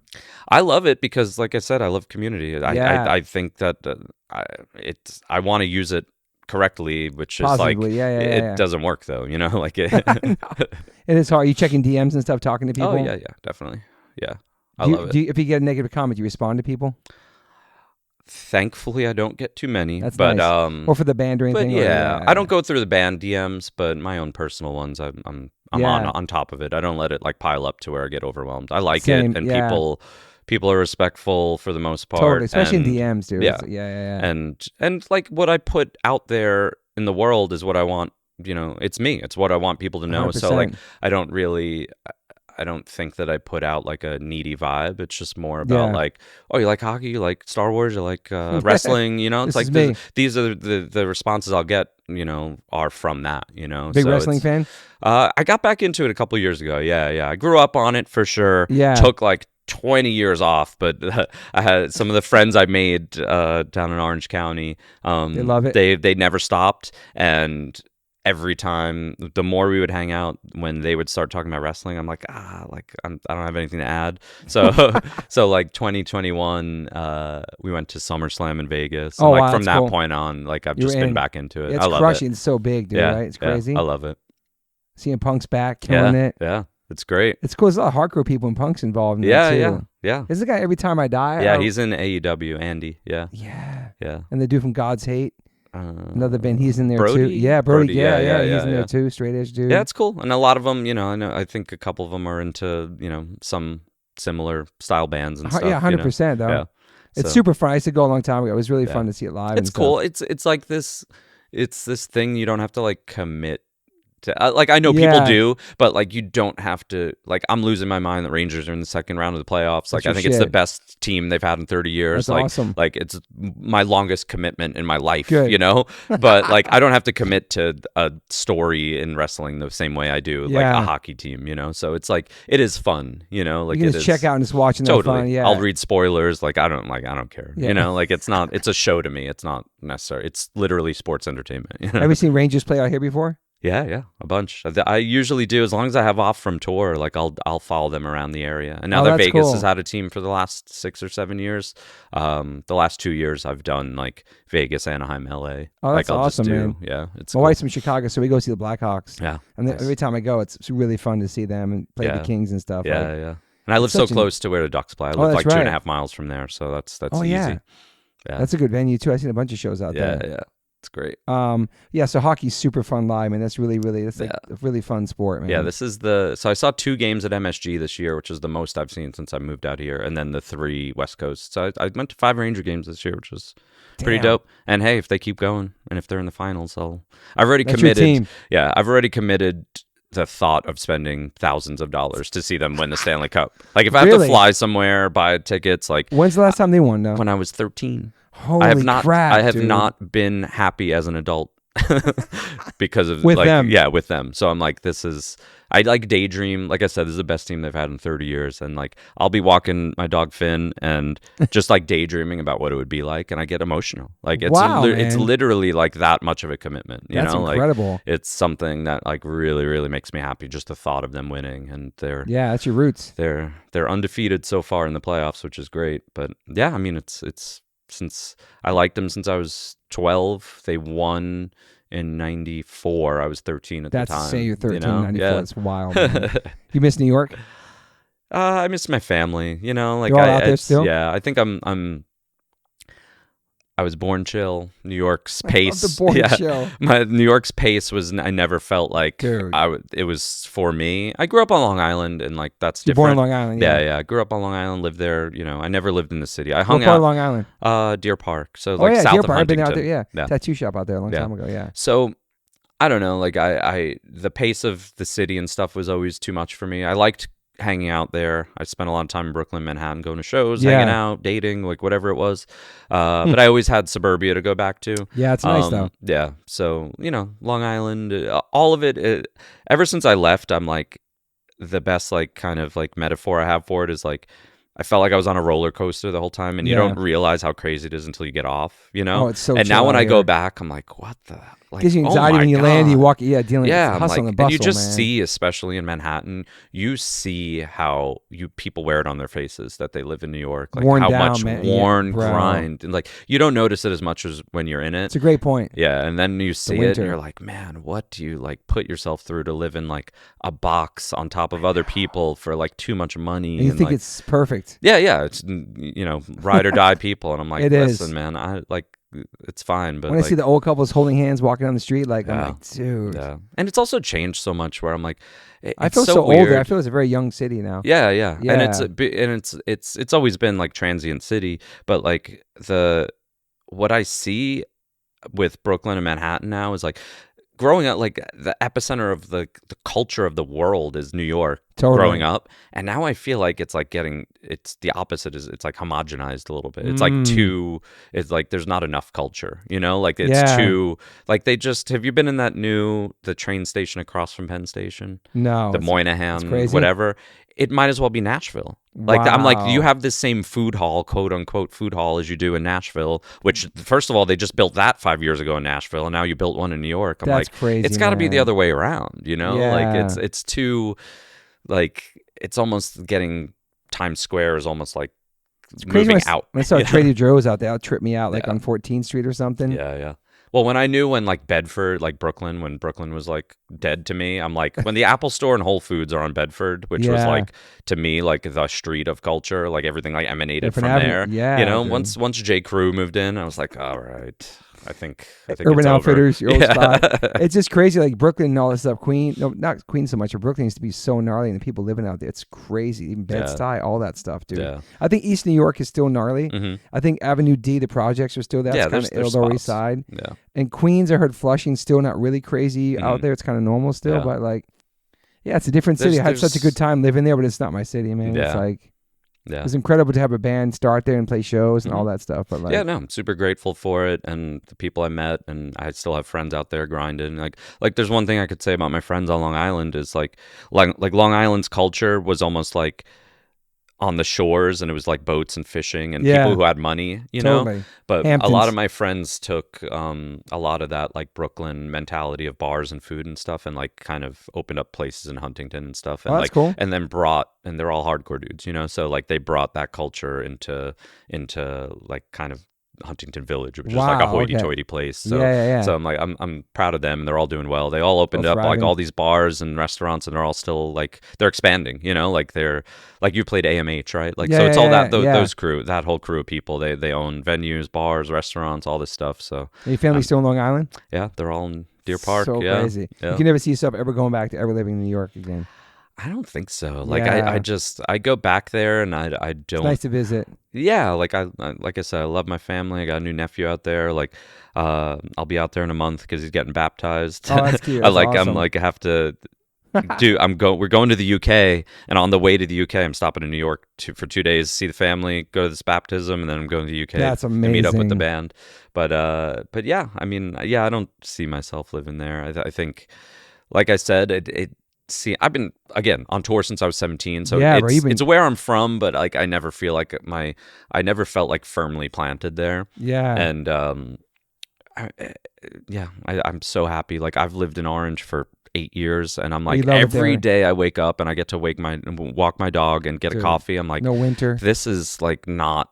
It is not losing any steam for me. Like I love it. I love it so much. Plus, even with the taxes and everything, I still love it here. It's similar to New York. Like people are like, it's so expensive. I'm like, I come from New York, which is also expensive. Like my rent, if I rented, like the amount of money I spent right now, I would get so much less in New York. It's like I'm good out here. And it's worth it. It's not necessarily like about where you live. It's like as far as like your actual roof over here, it's like what's around you. How do you feel like this is home for you, Cali? Yeah. The only other like I can't think. I don't want to leave, and I especially don't want to leave. Orange. Where would you go? I don't know where I would go either, man. Vegas. You like Vegas, I love bro? Vegas. Really? Yeah, it's insane. Anytime I say that, nobody say that. In I my know. Life. Anytime I say that, especially coming from me, that exact reaction. I don't know. I feel dirty there. I feel like I don't know. I feel weird there. Yeah, I don't know. They have everything now. They have hockey. They like shows are good. The food's good. Show's good. Yeah, like I don't know. I feel like you love it there. Yeah, I have such a good time there. Yeah. But how long have you stayed there? The longest you stayed there? 4 or 5 days. Okay. Yeah. So and that's like in Vegas. Like I'm talking like staying at a hotel on the Strip. Like I have friends that live in like Henderson, Summerlin, nice. and I'm my like, brother lives there. He's moved there. His whole family. He loves it there. A nice house, nice community. Mm-hmm. It's just hot. I don't know. Man. Yeah, the heat would probably be an issue, but I would deal with 5 days is different than like living there. Yeah. I would try it. I guess that's what I would try it. That's crazy. Nobody ever say Vegas. I know, but especially coming from me because I'm not even talking about like partying or gambling or anything. Yeah. Like I just like chilling. I like people watching. It's people watching. I like energy, and there's light whether you like it or not, the energy is an energy. There's so much life. It's true. So I like being around there, knowing that like like I understand what you're saying. If I'm only there for 4 or 5 days or on a weekend, it's like people go there to like fuck off, you know? And you could pick up on that. And I'm like, I like everyone's just trying to have a good time here. 100%. So I think that's what I pick up on. But of course, there's plenty of bad things that happen there too. And like how fast would you burn out? And it means like, who knows? Okay, the same old thing over and over again. Yeah. Have you heard of Ronald's Donuts? Ronald's Donuts is an original, old school, traditional donut shop off the beaten path of the strip.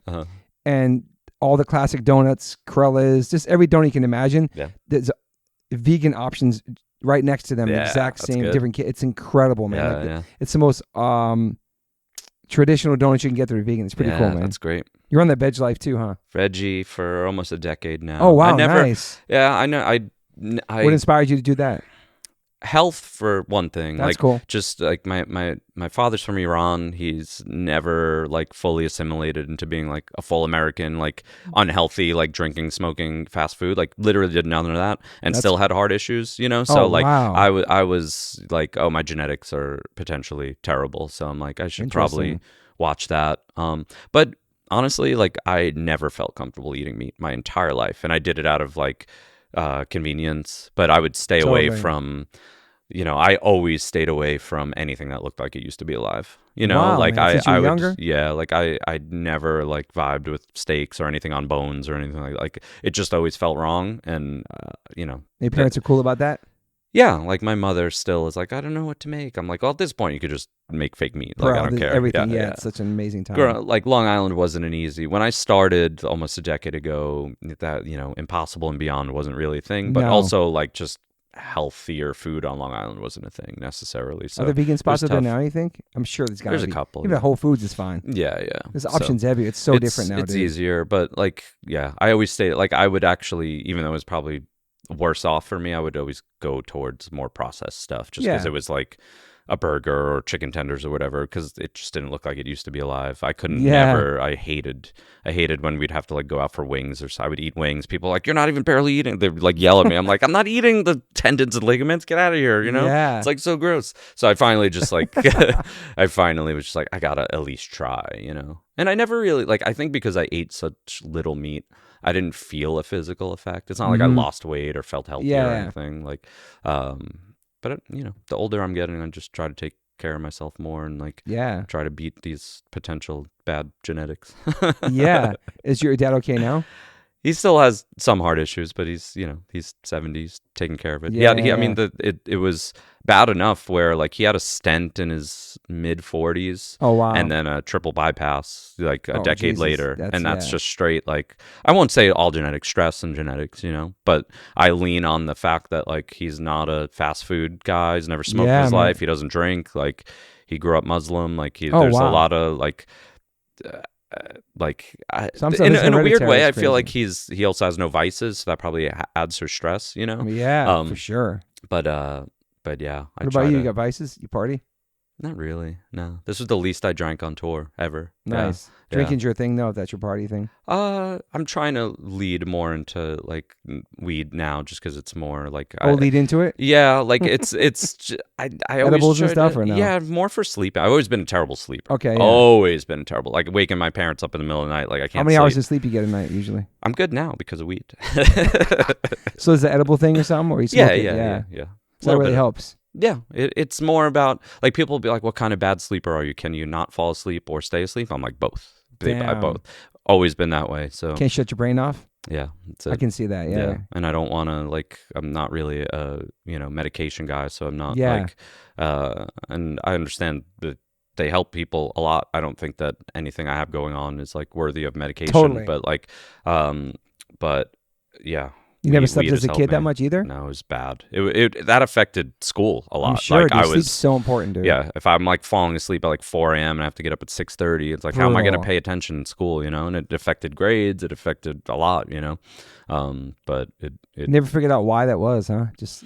I mean, it's because you're born chill. It's like you're born chill. Yeah. It's not like you're born stressed. Yeah, no, it's like physically chill. Like brain is always going. Yeah. It's probably like undiagnosed. You get stressed ADHD out easy? or something. No. No. I do get stressed. You seem so chill, though. I do get stressed, but that's more You carry it like, well. yeah, it's definitely internalized, but the last couple of years, rightfully, like between COVID and like going through a breakup and like all this stuff, like the only time I noticed being stressed finally was when I could drink coffee like no one else and go to sleep. Like it never affected me. Like I like getting coffee. I like the taste of coffee, but I never used it to be like to wake me up. Yeah. But I noticed that I was more stressed out because I would get like half a cup into coffee and be like losing my mind. Coffee gives you anxiety though, doesn't it? It never did until I think my normal life anxiety went up. And then Legal coffee. Speed coffee. Oh yeah. Well, that's me and my drummer have a roasting still company. Have it. Yeah. Called Legal Speed. So you still have some decaf too for me? We haven't done decaf yet, but we will. Yeah, I quit that like last November. I quit caffeine completely. It was making me crazy. Yeah, I had to cut back. Jittery. So that definitely has to affect your sleep, no? Probably, but I do. I mean, I don't know how long it stays in your system. I have a coffee early. I don't drink it all day. How many coffees a day you have now? One. Oh, that's one fine. early. Yeah, I had one before I got here. You know, like I wake up 8:30, 9, walk my dog, get a coffee, and that's it for the day. Chill, man. That's a good life. Yeah, I love it. So you're sleeping like 8 hours now? Yeah, about. Yeah, I think because I'm getting older, I need a little less, but I at least get okay sleep now. It's so hard on tour though. It's so nuts on tour. Yeah, I'm trying to sleep, bro. I don't understand how exhausting touring is. You don't get sleep. Your voice, just everything, dude. It's so important. I mean, especially when you're older, but like I went into this last tour like in good shape and you look good, yeah, man. Was like, thank you. And I was like working out during the day like 4 times a week and then playing 90 minutes. And like I said, like pretty energetic. And what about the after the show food? It's bad. It's so hard. It's like 20 pizzas backstage or something, pizza, dude. Candy, like all big of it. Kids, bro. It's crazy. Yeah. But it caught up with me. Like I was doing too much between playing 90 minutes and then you're burning so much. Yeah, and that's when I started like the last 2 weeks of the tours when all these like injuries would creep up, and I'm like, well, now I can't work out, and now I probably that's exhaustion though too, though. Yeah, well, not sleeping well, like not recovering enough. Coffee wake you up, keep going, and fucking. Yeah. It's wild. It's weird. It's not a normal life, you it know. Is, like, it's not being in the band's now and touring as much you guys tour and all that. I feel it. I feel it a lot. I go back to this thing I saw Billy Joel once said, which is a totally different level. I get it, but it resonated with me. He's like, there's nothing normal about playing like a sold out show at Madison Square Garden and then being in a limo by yourself like a minute later. And like, that's obviously, by yourself, you know? Bro. Like, there's obviously way different scale, but like the first couple of days away from like after a tour are the weirdest for me because the post-tour kind of depression. Yeah, I don't know if it's depression, but there's nothing normal about it's like schedule, living. It's a routine, everything. Yeah. Living with 10 dudes on a bus. Playing in front of a couple thousand people, and now I'm just like staring at the wall. You know, like that's not normal. It's like really like again that roller coaster analogy. You're it's like a normal just got off. Back in reality, there's no. It's almost like I wish. It doesn't make sense, and it would never work. But I wish there was like a weird vacation transition. You know, yeah, like before I get home. Somebody told me that Bono's wife would make him get a hotel. Yeah. Day after the tour before he came home to decompress before you get back in. Especially if you have kids. I get it. And you're coming home to a family and your wife's been taking care of everything while you're gone. Here's your kid. Yeah. You know, like you're running around being a big kid with your best friends playing music. Because we're all big kids. Yeah. You're like we're telling stupid jokes. We're acting like children on tour. It's good. We're lucky. Eating candy and pizza and shit. You know what I'm saying? You have to come back and you have like responsibilities. Yeah. It's a lot. So balancing all that shit, it's a lot, man. Yeah, it's a lot. But thankfully my responsibilities are... I had to go see Conan O'Brien last night, and I'm recording this now, and then I'm recording Thank the Maker tonight. You went to go meet up with him or saw him? He did that Netflix is a Joke festival. I've been going to all the shows this week too. So it was a live podcast recording. Yeah, I'm going to see Christina P tonight. Yeah. I went and saw my friend Ian Fidance this week. He comes from hardcore from Jersey. Okay. I did that 5K yesterday with Bert Kreischer and then the 5K thing. Yeah. 2 Bears. Yeah, this week's crazy. You love comedy? Love comedy. I got buddies. Me too, man. Got buddies at the Comedy Store. My boy Chappelle Lacey, you heard of him? Yeah. He loves Bayside. Yeah, that's great. On today. Yeah. He's killing it too. I've seen him at least once. My buddy Frank Castillo. He's a regular at Comedy Store. Love comedy. Love Conan. Conan's the G, man. That's another lifelong thing. Like probably almost around that like Rangers time because I think he started in '93 and I could never sleep, so I'm up at 12:30. Oh, there you go. Watching late night shit. Yeah. But we were on Conan in 2007. We were on you Conan guys did 2001. It, right? Yeah. That was a dream, bro. Yeah. That was very surreal. Yeah, that was a crazy day. I'm glad I remember as much as I do. I don't remember playing. I think I remember like everything but playing. Playing was like, don't fuck up. So I like blacked Same. out.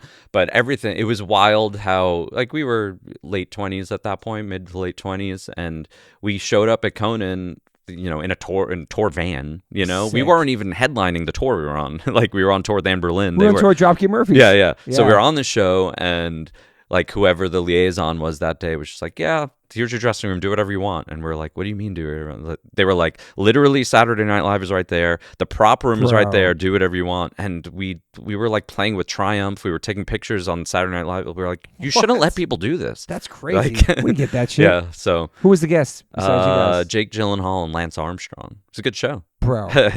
We had Will Ferrell, and he had like, then there was like live bears in the back and stuff. It was so surreal. It was a crazy day, man. Yeah. You had some friends in the audience too? I don't think so. Yeah. No. But that's, you know, that was a career highlight. That was same, our third dude. record. And like, but to this day, like, he's, you know, talking about COVID and stuff, like, he crushes it on his podcast. And that's like, that has given me like such a renewed love for him. And like, and then like I get introspective, both of them about him. I'm like, this dude has shaped my comedy, like what I think comedy is for 30 years, you That's know, amazing. like, yeah. So I've been lucky enough to see like 3 of his live podcasts. And where was it at last night? Orpheum. The first 2 were at the Wiltern the past couple of years. Yeah, at this point, I'm like just trying to get his attention. There's like the South by Southwest of like comedy right now. It's everywhere. Yeah, Conan's got good hair too right now. Oh yeah, he's crushing it. Dude. It's good. Yeah, the guest last night was John C. Reilly, which was awesome. Oh no way. Yeah, it's cool. That's amazing. You gonna see any comedy this week? Tim Robinson Saturday at the Greek. Oh, wow. Yeah. There's also like Fuck You Tony or something like that's playing. She's playing Thursday. I just met that dude. So what's his deal? Somebody told me about him yesterday. He has a show called Kill Tony. It's met huge, him and Jim Ross at Comedy Mothership in Austin. After we played, we have some like comedian friends because me and Jack are like big stand-up guys. Yeah. Jack and my band. So Comedy Mothership is in Austin. It was like 2 blocks from where we played at Stubbs. And we went to a show afterwards. We had a friend, Matt Edgar, out there, and he did a set, and Jeff Ross was there. So we got to like hang with Jeff Ross and Tony Hinchcliffe afterward. Legends. And they're just like our friend Matt's like, yeah, these guys, I just saw them play. Like there was like 2,000 people at their show. They're like, what kind of music? They're asking him, Tony Hinchcliffe and Jeff Ross. And Matt's like, oh, they're in an emo band, and Tony Hinchcliffe is like, you know, like making like an emo. We're like, no, not like that. Like we're not like we're not like a whiny emo thing. Like literally, like I'm like, this dude plays sick metal solos, you know, like cool. Talking about Jack. So yeah, it was cool. It was definitely like, it's good. It's that whole, you know, when you meet people in different worlds, they're always like enamored with what you do, but then like 100%. You're like, yeah, but you're totally like Bill at the Burr. comedy store, you Bill know, Burr plays like, drums. I saw Bill Burr playing drums with people with Dave Grohl and stuff. Yeah, it's cool. Do people? So your band's genre, they call it emo for Bayside? Yeah, I mean, we've never fit I in never anywhere. understood that. Yeah. Because we weren't like, the way I look at it is when we were on Victory, everything on Victory besides literally Taking Back Sunday was hardcore. Totally. And then we got lumped in with those, so a lot of people didn't even know what we listened to. Gotcha. Or what we sounded like, I mean, because we were on Victory. Bayside. Yeah, so people never listened to us because we were on Victory. Really? And then that's crazy. And then we weren't like punk enough in that time frame to be like in that Alkaline Trio world. Eventually we were, and we've done tours with Trio, but like we weren't like punk enough to do the like Bouncing Souls Trio world until like 2009-10, you know. Souls were the first like punk band that took a chance on us. That's like awesome, not even man. took a chance, but the first ones to like great recognize band, dude. us. Yeah. Another longevity band. I saw you and them open for Rancid at Roseland. Oh wow! Yeah. Way back then. That was my mother dropping me off at no way, dude. 52nd and Broadway, right? 50. That must have been like the Out Come the Woes back then. Exactly. Wow, man. Yeah. You guys, Souls and Rancid. You know, Madonna was at that show. No. She was trying to sign them at the time, and she was sending Rancid like I heard that from story. her sex book. So she was sitting in the VIP section. I was on stage, and my wife was behind her, pointing down at her. And I'm trying to sing, and I see that I was bugging out, dude. It was a crazy time, man. That was a crazy show. That was a good show, and I love to make things somewhat full circle, my first ever concert that I ever went to was Madonna, 1987 at Giant Stadium. Yeah. Bro, that was the first one? Yeah, first one ever. 87? How old are you? I must have been. I don't know when it was. I was either 6 or 7. I don't know if it was. I'm That's born on August 6th. So I like don't a know. Virgin tour? Who's that girl? Holy Who's that girl shit, tour? bro. That's Yeah. incredible, man. To have in your That's fucking right in the mix of it. Like that's all hits. You know, that's all dude. hits. I just saw her recently on this tour. Yeah, I 40th. didn't get to. It was really great, man. Yeah. She was incredible. She's like 60 something years old. Another Yeah. 60-year-old killing Yeah. it. It was really amazing to see her perform. Man. Yeah. She's such a punk rock fucking legend, Yeah. bro. I love it. Damn, you saw her in 87. That's Yeah, crazy, dude. First concert ever. Me and my whole family and like my extended family. Like my family was close with. My mother's father passed away before I was born, and we stayed close. My mother stayed close with her aunt, like his brother. So that whole half of the family and my family went to Giant Stadium. Had the worst tickets. Worst tickets. Like straight on, like could touch the back of Giant Stadium. Like dead on, dead center, but like all the way up and in the back. And you still remember it being that young too, huh? Yeah, yeah. And concerts were different back then. There's no production, you know? Like I'm staring at like bad like projectors basically. Have you seen Madonna since live? No way, I would love dude. to, yeah. Wow. Yeah. That's crazy. This, of course, she's on just like a lot of bands right now. She's on tour while we were on tour, so I never got to. I think the closest I got was, I want to say, talking about Austin again, she played maybe the day after or something. Okay, yeah. And I just saw Metallica's playing the same day we're playing in Austria. I really want to go. Oh, yeah. It's just they're doing like 5 nights out there or something, yeah. You still a Metallica fan? I like early stuff. Yeah, but that's definitely more like Jack, our guitar player thing. Yeah. Like I'm pretty casual with really anything heavier. Yeah. Yeah. Never was fully my thing. But I think like we mentioned it earlier, my outsider's perspective on like new hardcores, like I think the songwriting is just getting better. Like, yeah, I agree too, man. You know, like I think so it's diverse too, man. Yeah. It's so crazy. Yeah, it's cool. I was going to random question for you. Yes. What's your thoughts on therapy? I love it. I've done for the first time ever about a year ago. I felt the need to do it. I think I lean on my friends a lot. You know, like I do have really, really good men in my life, as well as a lot of really like close. I have more female friends than not, so that helps me. More female friends than guys, I would say, but like I talk to all of them, so that I think that's like kind of pushed my like my goalposts to like needing to go to therapy for a while, because I feel like I just have good people in my life that I can talk to. But yeah, a year ago I did BetterHelp for a little bit to try to get through something that I was like, not even something I didn't talk to friends about. It was just like, I think I need like total professional outsiders. That's what I did too. Yeah, I tried it too. Yeah. So it's something that I think that like it's good to need. I think that the online like teletherapy thing is like helped a lot, because I think first of all it's a little bit more affordable, which is like helpful, but I think a lot of people just don't want to be in a room talking to the Zoom you ones know? and stuff like that. Yeah. I think it's easier to do it either. I think a lot of those BetterHelp is just audio too. You don't even have to look at someone, because there could be some awkwardness there too. So I think there's been good advances in making it more affordable, but also just easier to do. I mean, everyone has their own inner monologue, and they should talk to people, and not everyone has someone to talk to. So it's true. I think therapy is good. I always wonder who therapists talk to. Yeah, you know, like they have to have like what's Who's the chain? Therapist? Yeah, because it has to keep going up. Like 100%. That's really interesting. You're an optimist or pessimist? It's crazy to say, but I think I'm an optimist. Yeah, okay. I think I've always. Why is it crazy to say? Because I think that I think I see both sides of things all the time, like what could go wrong, what could go right. But I always choose to be like, oh, let's just make it right. You know, like that sort of thing. So I think I think for a long time I would consider myself a pessimist, but I think I was like gaslighting myself. I think I'm an optimist. Yeah. I think there's just a lot of things to like muscle through in my life, and that are not good things.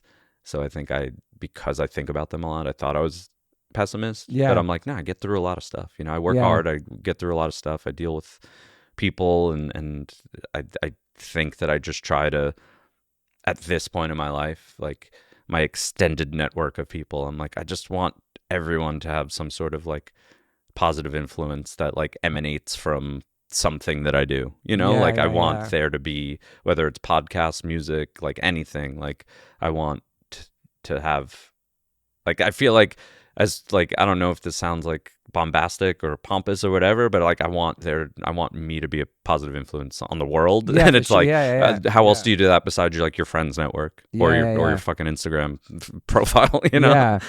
No, it's true. It's true. You try to do the best you can, lead by example. We're not perfect, all that stuff. Yeah, I can't change politics of the world, but maybe if enough people are like happy and comfortable, like if anything, like I'm 1,000% comfortable with myself, and it's like I want people to feel that way about themselves too, you know. So it's especially dudes, you know, like it's so hard. Like why I have more female friends than dudes, because like I just don't vibe with dudes. Like some of them are just they're too bro, you know. I'm like I'm not like I'm so comfortable with myself. Where you live in is a lot of bros. It's so it's and just growing up in a scene, you know. Yeah. Like there's a lot of, it's like I've been around that my whole life, and it's made me uncomfortable, but the older I get, I'm more comfortable being myself, and I'm like I could hang anywhere, I'm good, you know, like as long as everything's cool, like I'm good no matter where I am. It's fine. Chill, born chill. Are you a hopeless romantic? Yeah, but I think I get a lot of fulfillment from a lot of different places, you know. I don't like to put that all on one person. Do you want to get married and have kids someday? I don't think I want kids, but I committed, you know, marriage. I don't think I'd see a big like wedding type of thing, but I'm open to it, I guess I'll say. I see it as a thing that I'm gonna do, but it's also not like at all costs, you know. It's like I'm not like on a timeline of I need to get married at a certain point or anything like that. It's got to be all you know, almost to a fault. I'm like a droid. Everything needs to make sense, you know. Like it's some of that gets in the way of my life a lot, where I'm like things need to line up and be perfect, and I'm like, sometimes just I should think differently than that, but I can't help it. That's the way my brain works. Are you OCD about things? Not to the point where it like affects me. But there's an order and I don't want to say cleanliness, but there's an order to things. I bet your place you live is totally clean. It is. And when I think it's not, and someone comes over and I'm like, oh, I'm sorry, they're like, what are you talking about? You have any regrets in your life? Not playing well, let me put it this way. Quitting playing video games in my early 20s because I thought it was a waste of time. That's my biggest regret. Really? Because I would be crushing video games on like Twitch right now, making money or something. Oh my God. Do you play them now or no? No. During the pandemic, so my buddy Hammer, he's one of the owners of Violent Gentlemen. Yeah. Awesome. Yeah, Hammer. He gave me, he had like 2 PlayStation 4s for some reason. He's like, here, take this.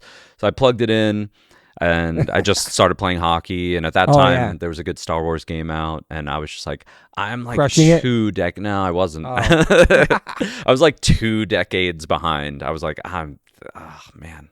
I really wish I didn't stop playing because also I thought it was a waste of time. I was what were your games back then you loved? I loved just playing NHL. I was like totally like shit, dude. Like make myself and put myself on the Rangers. So it's like Nick Ghanbarian, number 36 on the Rangers, you know, like that. So I like dove back into that, and it's like so much more advanced now where you like start as like a rookie in the minor leagues and have to work your way up. And I was like fully like, all right, babe, go to bed. I'm going to just keep playing.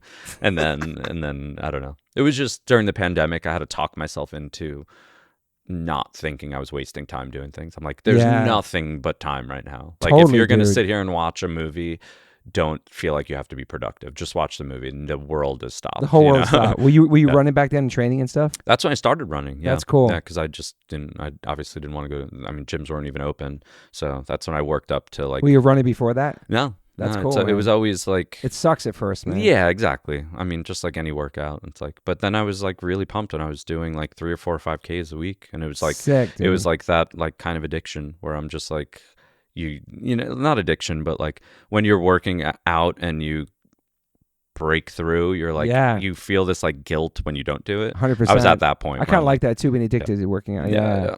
So, what's your life like now, like daily rituals and stuff? Like, what is your daily, like, walk your dog, get your coffee? Yeah, what I like to do on a normal day, like before tour, was, exactly, walk dog, get coffee, and then, like, gym at 2 o'clock, you know? Like, I got, like, I don't know if it's a wrestling thing, but I got obsessed with putting on muscle.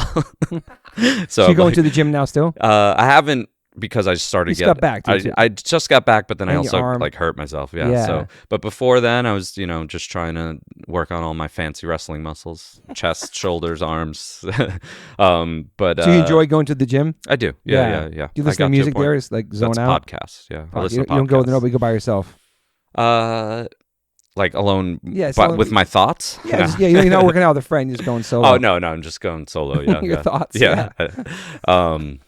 Yeah, no, just listen to podcasts and do an hour, 90 minutes. And then being on the West Coast, hockey starts at 4. So I'll if I'm home by 4 and like done with my day by 4, Yeah. then I'm happy. Yeah. That's Like, cool. Yeah. And then what's on the horizon for Bayside coming with the new album out and stuff? I mean, You going to Europe this year? We're doing so we have a festival June 2nd in Kansas City. Okay. A couple days later, we fly to just the UK. We're doing 2 shows and then Download Fest, which is our first time doing Download, which is awesome. Sick, bro. Yeah. But then we have 4 months off. We don't have anything until October. We have Aftershock Festival. That's a big one too. That's and then When We Were Young. So Great. yeah. So I mean, the last few years, I think we really enjoyed touring early and then trying to do festivals later in the year. Smart. So that's what we're due this year, and the next year's our 25th anniversary, which we have a big plan for. So we have a really cool idea. We'll play a lot of shows next year. So That's cool. So yeah, I usually I like to play a certain amount of shows a year, and this year will be What's the amount pretty you like light. to play? I mean, between 40 and 50, I think is good, and great, we did about 42 or something. What's last the most year. you ever done in a year? Oh, I don't even know. I should 'Cause go you weren't back and counting back look. then. Yeah, exactly. That'd be sick. That was like we've fully like flipped where we were doing like 8 or 9 months a year on the road. Us too when we first And, started. Yeah, dude. Now we're doing like this year we're gonna play 31 shows or something like that. 6 to 8 week tours were crazy back then, dude. That was Just- so insane. You could handle. Would you do it, that now? I mean, I guess next year we have to, but it's gonna be But different on 6 a bus. weeks. Oh yeah, Yeah. Dude, But, going from a van to the bus is like such reality, Yeah, bro. yeah, and it's still It's grueling, incredible. but it's a little. At least you bit can sleep better. though. Try to sleep. Yeah, or have a home. It's Yeah. good to have a home. But like waking up every day in the city is so cool. Going to your coffee shops or walking around, having well, a that's whole the thing. day. Like I want to try to have what makes me happy is trying to have that similar morning, even though my dog's not there. yeah, Just wake up. Our merch guy Dom is my best friend. Like That's cool. we wake up and go get coffee every morning. Yeah. And so, but yeah, would I do it again? Yeah, it would be grueling, but yeah. I but would the do it guys in the again. band with the kids probably like a certain amount of weeks out per time. Yeah. Probably, Well, I right? was just Yeah. looking, definitely, yeah. But I was just looking at the new Taking Back Sunday dates, and I'm like, dude, they're doing like double the amount of shows that we just did in like one tour. I'm like, what are those guys doing? That's so much. Do It's people bring their crazy. families on tour and they have in the bus sometimes? Not really. Yeah. No, it's It's pretty hard. like It's hard, man. yeah. I mean, everyone like People all think- the wives work and stuff like that, so it's People hard. think it's so glamorous too, being in a band and touring and doing all that stuff, but it is like those 23 hours leading up to playing, all that, like sleeping and eating and exercising and being mentally prepared, Yeah. and then I'm sure it's glamorous when you're like a couple levels above us, In your own like, plane and yeah, shit? or your own bus, or like your own bus. you get to the point where Yeah. like there's a crew bus and a band bus. If there was just 4 of us on a bus Dude. with like our tour manager or something, it would be a little bit more room. then the family could come out too. Yeah, whatever. but we yeah. just had 10 grown dudes on a bus, It's and gnarly, then dude. Dubin came out, and then we shit. had one junk bunk for everyone, Oh, one junk bunk. That's right, dude. It's so crazy. It's traveling like that, man. It's Yeah. so cool though. Oh, I love it. But it's such fantasy compared to like reality, like Yeah. just that world. Like you're in your bubble playing shows. Yeah. It's just then you come It's home. not and normal. I know. It's not normal. I love it. So you're but still it's- decompressing, basically, starting to. Yeah. How long was that tour just now? March 31st to May 6th. So I don't know. What is that? It's 5 weeks? Pretty 6 weeks? freaking gnarly. Yeah, Yeah. dude. 2 days off a week. Yeah, it's good. 2 days off a week? Yeah. We usually do like either Sunday or Monday and like Thursday. Oh, that's Yeah, nice. yeah. Yeah. Yeah.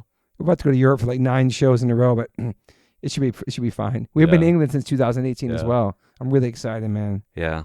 I No, I would love love England, to. dude. Me too. I went last year on my own for Star Wars celebrations, like Star Wars, like Oh, Comic-Con, wow. basically. So no music, just Star Wars. Yeah, That's yeah. cool. And I treated myself better than the band ever would. I had like better hotels. 5-star Yeah, hotel. yeah. Was But that fun out it was there? cool. It was cool to go with Did you see no. Phil He Creative out there? Yeah, That's sick. at Celebration. That's so cool. So yeah, it was great. I saw some shows out there. Like I was out there for like 9 days, and the convention was only like 3 or 4 of it.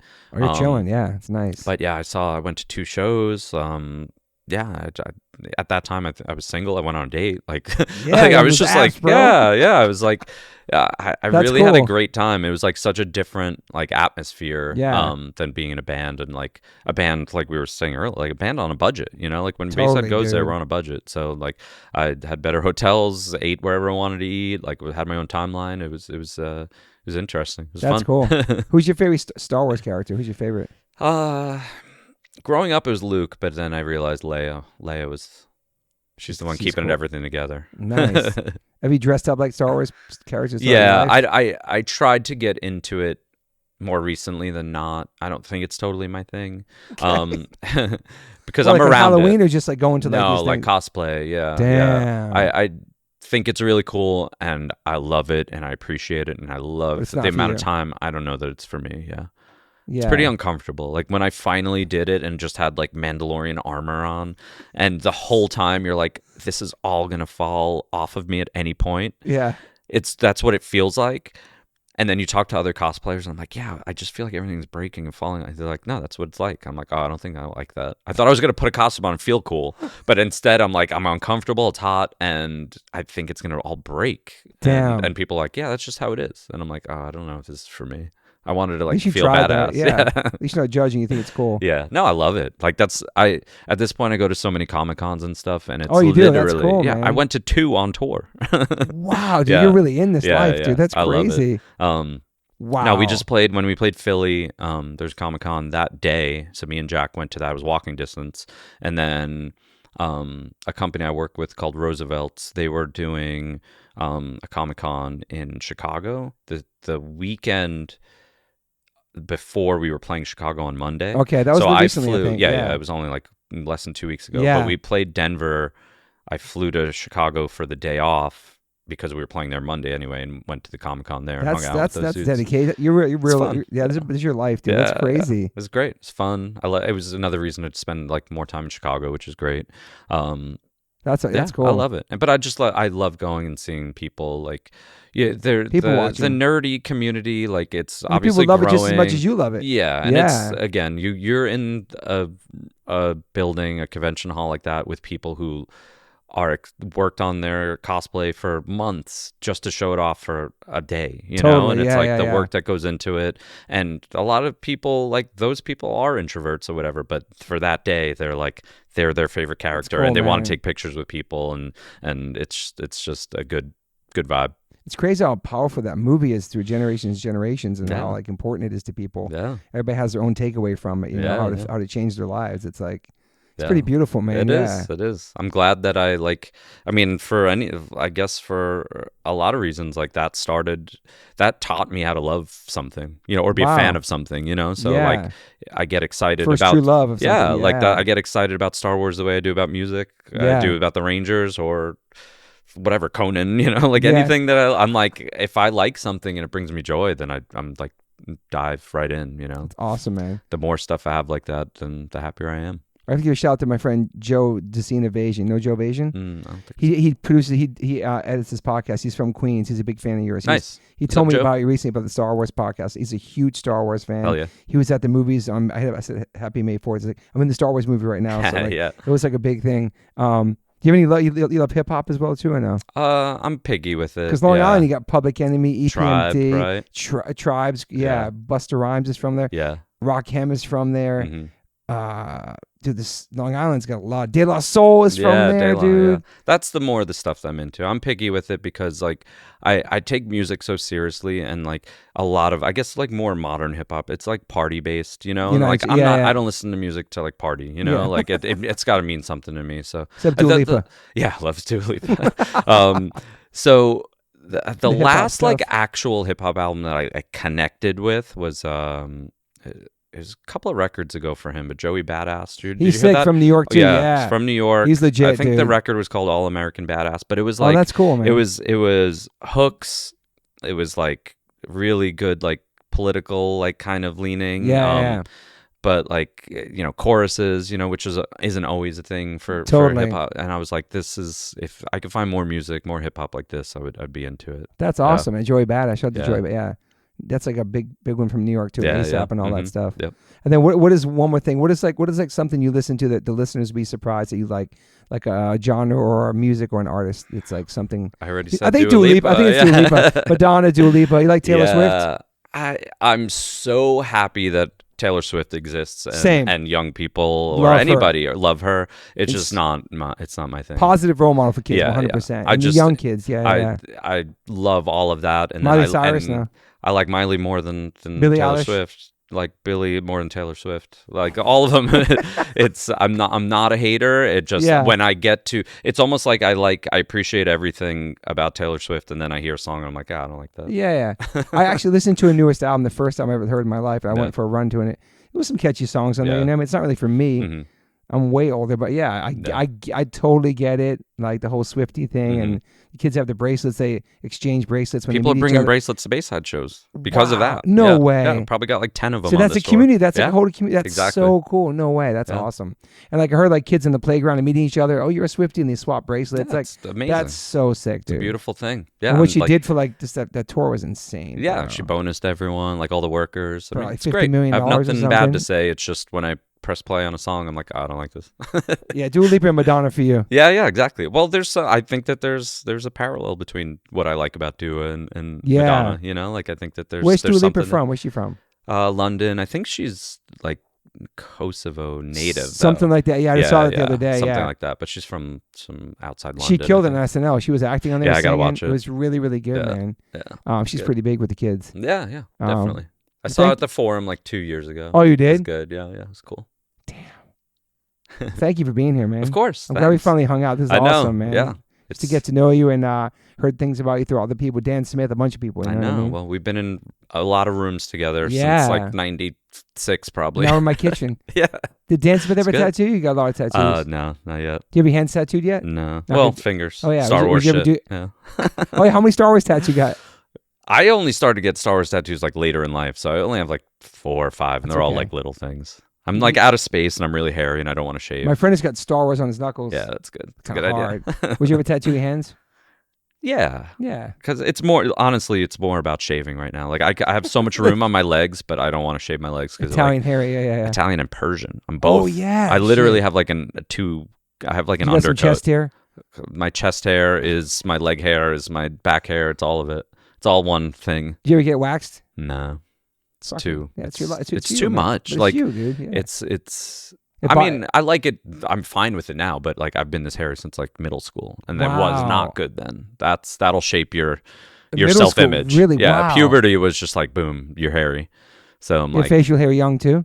yeah. I really haven't been like a beard guy until like the last 10 years or so. Yeah. I kind of was like not into it, and now I'm just like, yeah, fine, whatever. We look good. You're doing good, man. Thanks. I'm trying. I wanna. I don't know. There's some sort of level of vanity to me that I'm just like. Are you worried about getting old? Yeah, definly.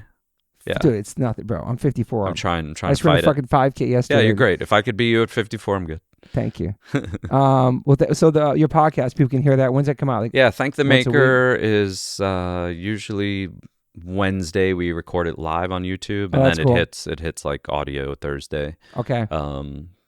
Yeah. And then you guys will be on tour. People can go to your website. People go to the Instagram, all that shit. All Yeah. that. Nick Bayside on Instagram. I'm most active there. And then, Bayside's new record came out, about a month ago. Got a couple more shows this year. Big year next year for our 25th anniversary. It's sick. Legal Speed Coffee. Me and Yeah, Chris, that's cool. the drummer, we do that. Need some decaf. Yeah. You need a Born Chill one, like a Born Chill We'll do decaf. that one. Born Chill tattoo would be sick. Yeah. You have one yet? No, I'll do that. Dude, that's so cool, man. Born Chill. Like you're super mellow, but yeah. Do like the ice logo, like when you're at the bodega, the like Oh yeah. the little am I thinking of the ice Frosty logo or ice? Frost? I know. No, what I could see what you're talking about. Though. yeah. That'd I'll be do good. that. Yeah, Born Chill, like the chill. Yeah. That'd be a sick. I'll tat. get Dan to do it. You should. All right, Nick. Thank you for being here. Thanks, Toby. Peace, everybody. That was awesome, dude. We're back in the podcast real quick. It was usually when this podcast happens, you start telling stories or talking about things after the podcast, and you're like, oh my God, it was in my notes. And then usually I call people back. But luckily Nick was here chopping up with me and Derek. The one thing we just talked about too was, I don't know if we should talk about that story about the Paramore tour, the tour that didn't happen. Yeah. We can. I mean, well, there was a moment where you guys had an opportunity to go on tour with Newfound Glory and Paramore, and you had asked the label for tour support. Yeah, we needed money to make it work. Yeah. And we were just arguing because he didn't want to give us money because there was nothing in it for him because he didn't really release our records internationally. So we were just arguing because it was like for the betterment of our entire career. Yeah. And we argued and he did respect us, like totally. it was just, we had to fight for it. But that tour, bro. Yeah, that tour would have been good. That was right in 2007 when The Walking Wounded was happening and good things were happening for us. And eventually he was just like, all right, fine, I'll give you the money, but you can't use it to go to Europe. So we did a second video for the record for our song called Carry On, which is a good video. Yeah. But the impact of the video compared to impact going to Europe with Paramore and Newfound Glory is insane, dude. It was like a skewed timeline for us internationally after that. Like we just never caught up because as I don't know if it's weird to say or not, but like when you grow, you grow when you're growing as a band, you grow congruently kind of like everywhere. And like we were having opportunities. We had been to the UK a couple times at that point, maybe 2 or 3 times, and this would have been like the biggest and best opportunity for us to play in front of people who would like us. Yeah. And that we just didn't get it. You guys and then we were just skewed timeline after that. We just never caught up. And how bummed you guys about that at that point? Yeah, I mean, I think we were bummed, but we got something out of it, which did help the band grow. That's cool. But not in the way that we much would have rather had not done a second video and gone to Europe for to the betterment of our career. But yeah. And then what year was the crash, and then what tour were you guys on? That was another big moment for us that like it hurt us not only physically but emotionally because it was still on our second record, our self-titled record. It was the first record I recorded and wrote on. Our drummer John Beats, same for him. He joined the band, and first record he recorded and wrote on.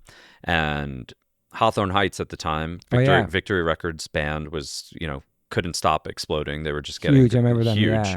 Yeah. So they were doing a Victory Records tour.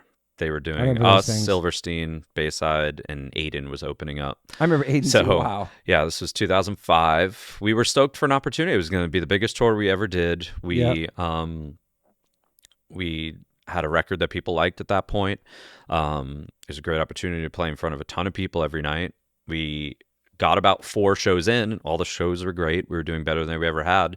And we played Boulder Theater. I was just going to guess, is this or Denver and Salt Lake? Because that's where all the crazy shit. Of course. Shelter had the same thing. Yep. Shelter, yeah. So it wasn't Denver, it was Boulder, though. But what was strange, too, if I could backtrack and kind of piggyback on the label thing. We found out on like the first show of that tour that he was charging us a lot of money for our own CDs.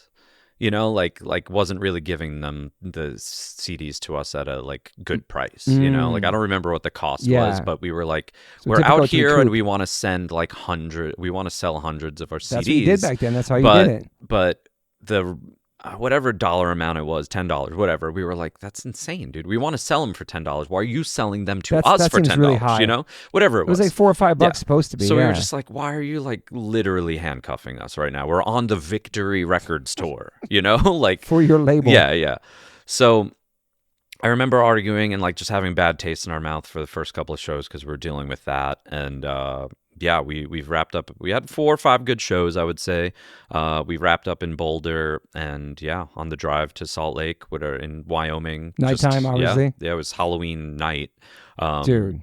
I don't, the story is real. It's really quick because I was knocked out, like I don't remember too much. Who was driving? Our like merch guy, tour manager. You have a trailer? We had a trailer in a van, just a normal like 15-passenger van.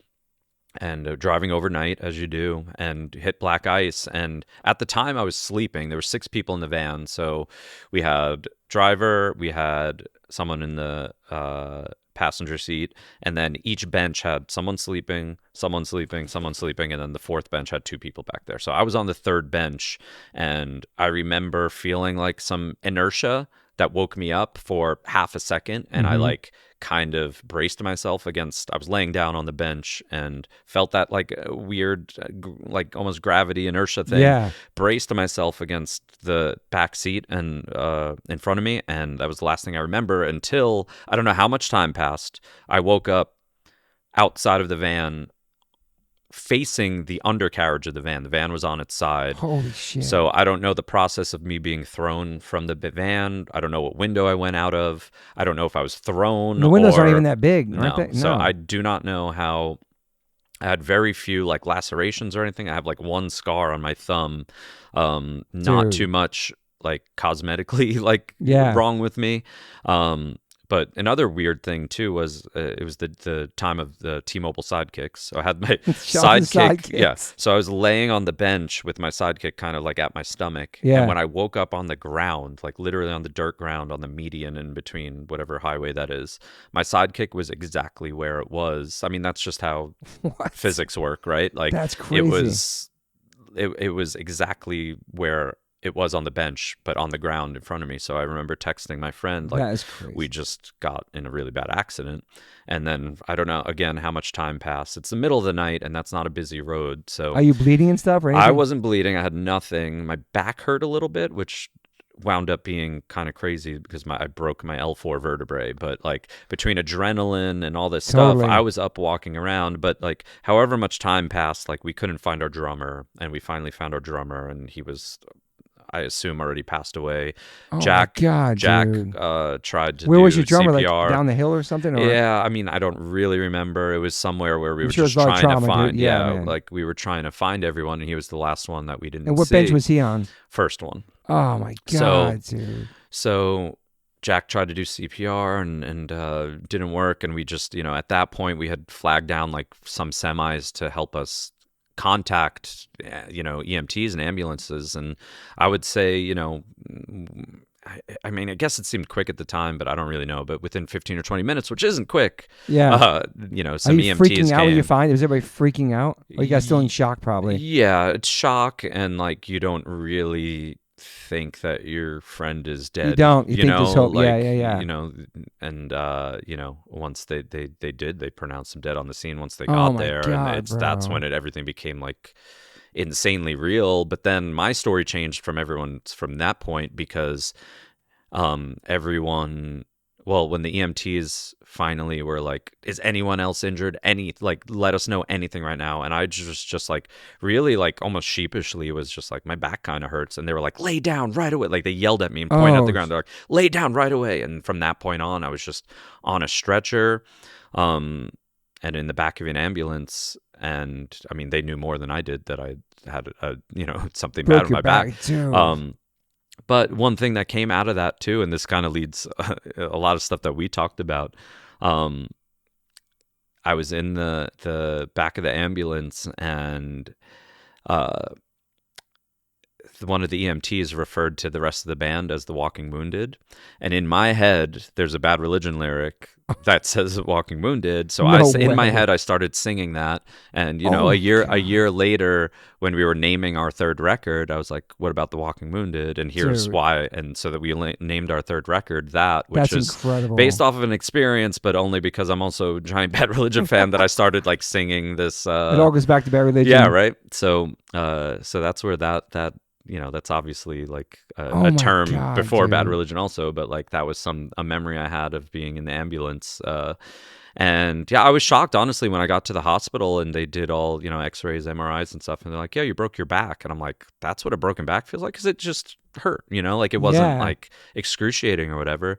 So I had to have a, lower lumbar fusion surgery, L3, 4, 5. How long are you out for? From playing shows? I don't.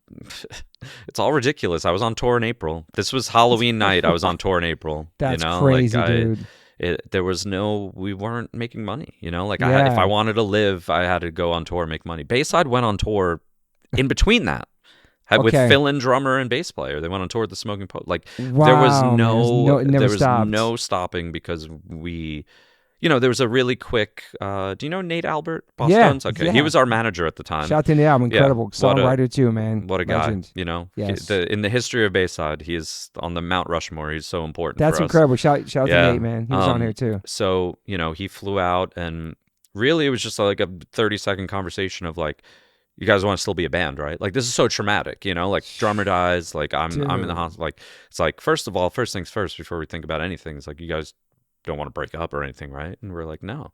So the months after that was Jack and Anthony finished that tour we were on acoustic. Like, they took a week or so. The whole tour, I think, took a week or so off. Hawthorne Heights, Silverstein, and Aiden took a week off, resumed the tour. Jack and Anthony flew out and continued the tour acoustic as a two-piece. They wound up recording an acoustic EP in 2006 based off of that. Again, because like we had to, to keep the band moving. And yeah, I was on tour legitimately. How many months is that? 6 months later, I was on tour playing again, like, and then getting the news that he did pass. Would you guys have hope that once you got to the hospital to find out? It was on the scene, like on the but ground. But even then, you're still in shock though. But like, yeah. And then they called. They had to tell the parents. It's all that stuff. Yeah, and like none of that. We're young kids at that point, and like we didn't handle that right with his family. Like the family was mad at us, rightfully so. Just in a sense of like blaming, guilt blaming, like we had nothing to do with anything, but like his mom and dad, I mean, he was early 30s at the time, which he was the oldest person in the band at that time. He was married, no kids. Oh my God, dude. Like I'll never say that we dealt with that right, but we were kids at the same time. And they, like, the family was. You mean this telling them soon or something, or just? It was just more not telling. No, they knew right away. But it was just more like, I think they got a little blaming us for certain things just out of remorse and guilt, or like who was they lost driving, their who's son. wearing seatbelts, exactly. how fast you're going, all that stuff like that, which we couldn't control. It's black ice, dude. And exactly, dude, yeah, and that's horrible. That's horrible. In a van, it's obviously, like you mentioned, other bands have had issues on that road too. But a lot of tours are booked, routed on if the headliner's in a bus or not. So you have bands. You're doing these crazy vans. drives. It should be buses. Yeah, dude. Absolutely. I mean, buses will get in accidents too on black ice, but if you're in a van, it's even worse. So especially with the trailer too, man. Yeah. So it was. I mean, that's a gnarly drive. That one's always the one that always comes up. It has to be overnight if you want to get to Salt Lake, or vice versa. You have to drive 8 hours overnight. Like, it's rough. And I remember going back on tour 6 months later. Same route? And I don't know, but I probably, yeah, but like just having another like couple of overnight drives. I'm like, why is this booked this way? I understand that, but like 6 months ago, we were like in the worst accident, like, why are we doing overnight drives again? And it's just kind of the way it is. It's the way it is. Yeah, it's crazy, man. And that part of the country is just tough. The whole Pacific Northwest through Salt Lake, you have maybe 2 days off, but days off are expensive, so you can't afford to take days off. You can't say like, let's take 2 days off to go from Denver to Salt Lake because it's dangerous. It's like, well, then you're losing thousands of dollars. And especially if a band's in the bus too. Yeah, exactly. It's like $1,000 a day for that. Yeah, probably more now with gas and all so this you stuff. two are the main people that got hurt. You two. Yeah. Everyone had minor things. I think Jack, our guitar player, had some residual things that like built up over time with his neck from that, but that he had to have surgery for down the line. But yeah, it's heavy, man. Just coming out of that, dude. It's a lot because, like, I mean, just going back to that time in the band, half the band was new. We had just recorded. It was doing okay. And we were like, let's get to work. This is the biggest tour we're going to do. Yeah. So like 4 or 5 shows into it, you're like, you have this like, why did this happen to us, as if there's a reason, yeah, as if there's a reason other than black ice. You're like, we're just out here, we're just kids working hard, trying to make a living, like trying to play shows, and why did this happen to us? It's like, I remember going back to that also because I had a lot of time I was in a hospital for a week, recovering, and then months at home, like in a full like waist up cast, Jesus, like man. needing to like sit down in the shower and like, Brutal, like just kind of be still for 6 months while my back healed. And it's like, how could you not just be like, why, like, why did this happen? As if as if we deserved it, or like, you know, it's like, why did this happen to us? Man. So it's it was a lot, but like that's a part of the perseverance of the band, you know, like there's so much that we've had to go through besides the music industry changing 5 times in the last 20 years. Yeah, for sure. There's record labels, there's accidents, there's just so much that we've had to do. Man. And like we have not taken 1 year off, you know, like since like we've either toured or put out a record every year, you know, like there's not one work calendar ethic, man, year hard. where we haven't played a show, you know, like except for COVID. Yeah, I guess that's right. Yeah, that's it. Yeah, the whole world had to stop. Yeah. Wow, and we still wound. I think during that we still put out an EP and did a live stream. I respect the work ethic. Yeah. Wow, man, that's a crazy story, man. I remember hearing that too. It was like, I can't even imagine. Like, and it's happened since, you know, like bands. It's a treacherous place. So those Colorado cities and Salt Lake, you know, those crowds, you know, show up because bands, you know, do, man. Bands gotta put in some work. It's dangerous getting there. Getting out. Yeah. Plus elevation, all that stuff too. Yeah. Great shows out there, though. Amazing shows. Yeah, I mean, man. we just played both of those cities. Were the biggest shows we've ever played on this last tour. Wow, you know? really? Like, this whole tour was just, I said earlier. Yeah, it's like, incredible. It's the man. most people we've played in front of, which is great. But awesome. Makes it all worth it. Perseverance and fucking never quitting and consistency and all that, man. Yeah. Damn. All right. Thanks for jumping back on for the story, man. Of course. And the Paramore tour, man. I feel like I'm putting this out to the world. That someday you will tour a Bad Religion and someday you'll tour a Paramore, man. And know what's crazy? When I had Tony Canal on this podcast, I said, someday you will play again. I believe it. Yes. And when I had the drummer from Adrian on here too, I said the same thing. And then a couple weeks ago, I went and saw them play. The first show back at Coachella was incredible, dude. Yeah. So never say never. Yeah. No, I don't. Hopefully. Yeah. If not, we did do Warped Tour. But I am going to text Brett Gerwitz about you today, 100%. I'm sure he knows the band's name already. Yeah, too, of course. All right, Nick, we out. Bye. I always ask my guests if they have any regrets. I personally don't have any regrets. Even when it comes to my tattoos, I have the silliest tattoos. Even my ET on my leg, it's still a childhood memory for me, and I love it. I've had tattoos on top of tattoos strictly because I wanted more tattoos. I started getting tattoos when I was 18. I'm 52 now, and I can't stop. I've had laser treatment before on something on my arm. It's 4 tattoos on top of each other. And that experience at that place was pretty fast. It was pretty cold. It was in and out, swipe the credit card. Don't really tell me much. Didn't give me much details or anything was going to happen. So I never went back. So as of most recently, I'm so lucky enough to have had 2 sessions at Removery Tattoo Removal. My tattoo on my arm looks like a big black blob. Is now super light. I've had 2 sessions. I have a long road ahead of me. None of this stuff happens overnight. You cannot take a tattoo up in one sitting. You have to be patient. And it's painful. They ice you up. It's super fast. To me, it felt like a bunch of rubber bands. But what's more painful than that is looking at something on your body that you think you're stuck with for the rest of your life.